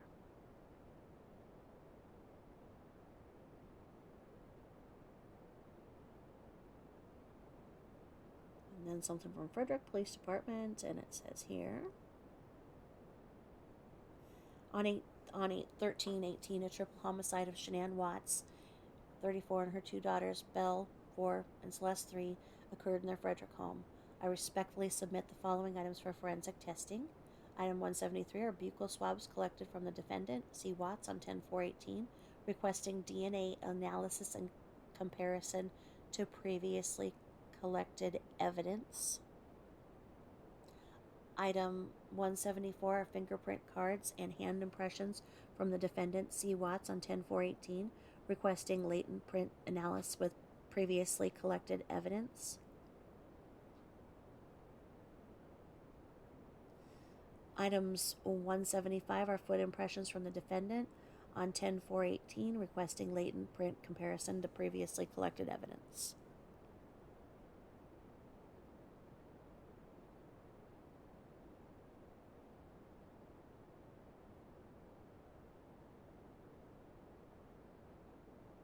Alright, and then the CBI request for a lab examination. This looks like something we've seen before.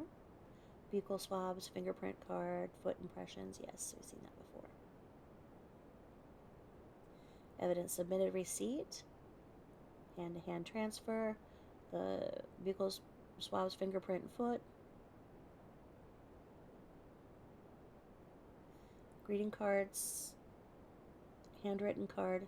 Miscellaneous clothing of Chris Watts. Video interview with Nicole Kessinger. This is when Nicole gave the officers everything that Chris had given them. And it says items returned to agency at Frederick Police Department on 10/10/18. And then the property release, the data disk, and phone extraction.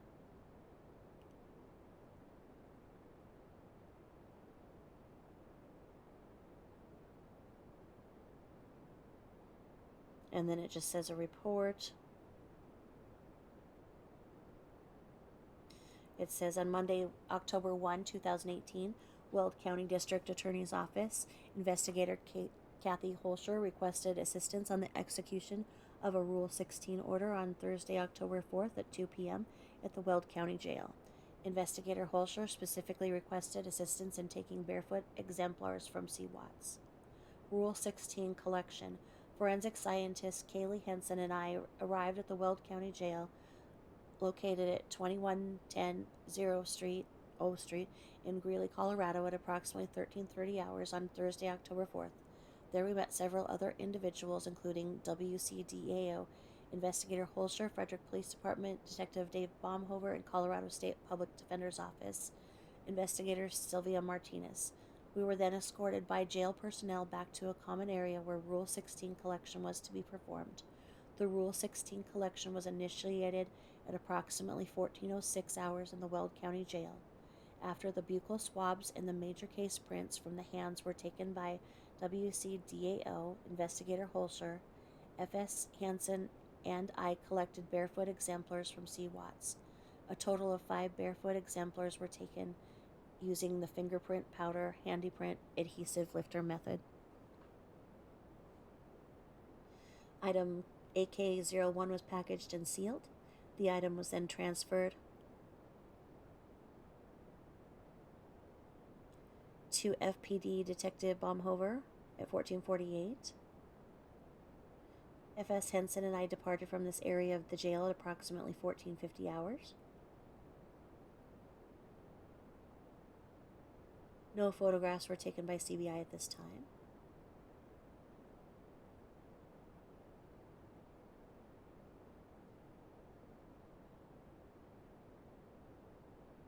Foot impressions.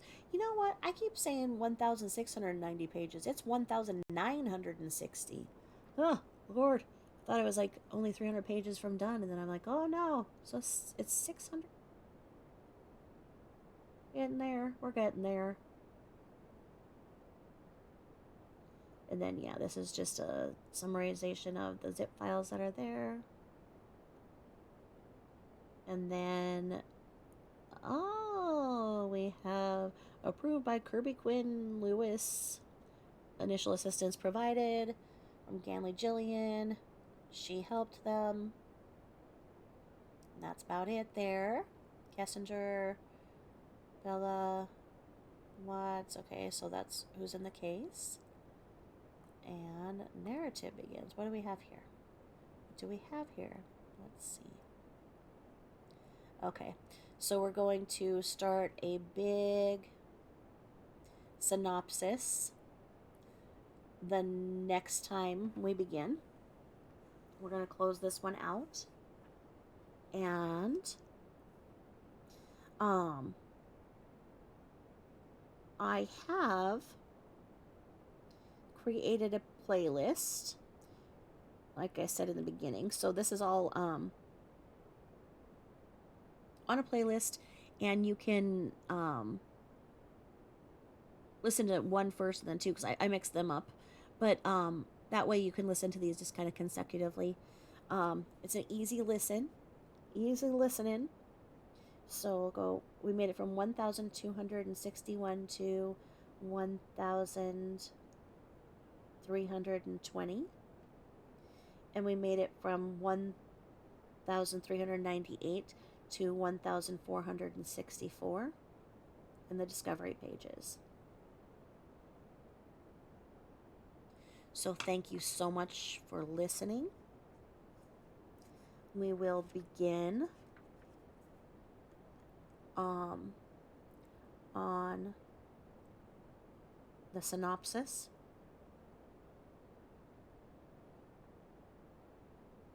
And without further ado, I won't hold you any longer. Thank you so much for your time, for listening. Please like and subscribe. Thank you. Bye-bye.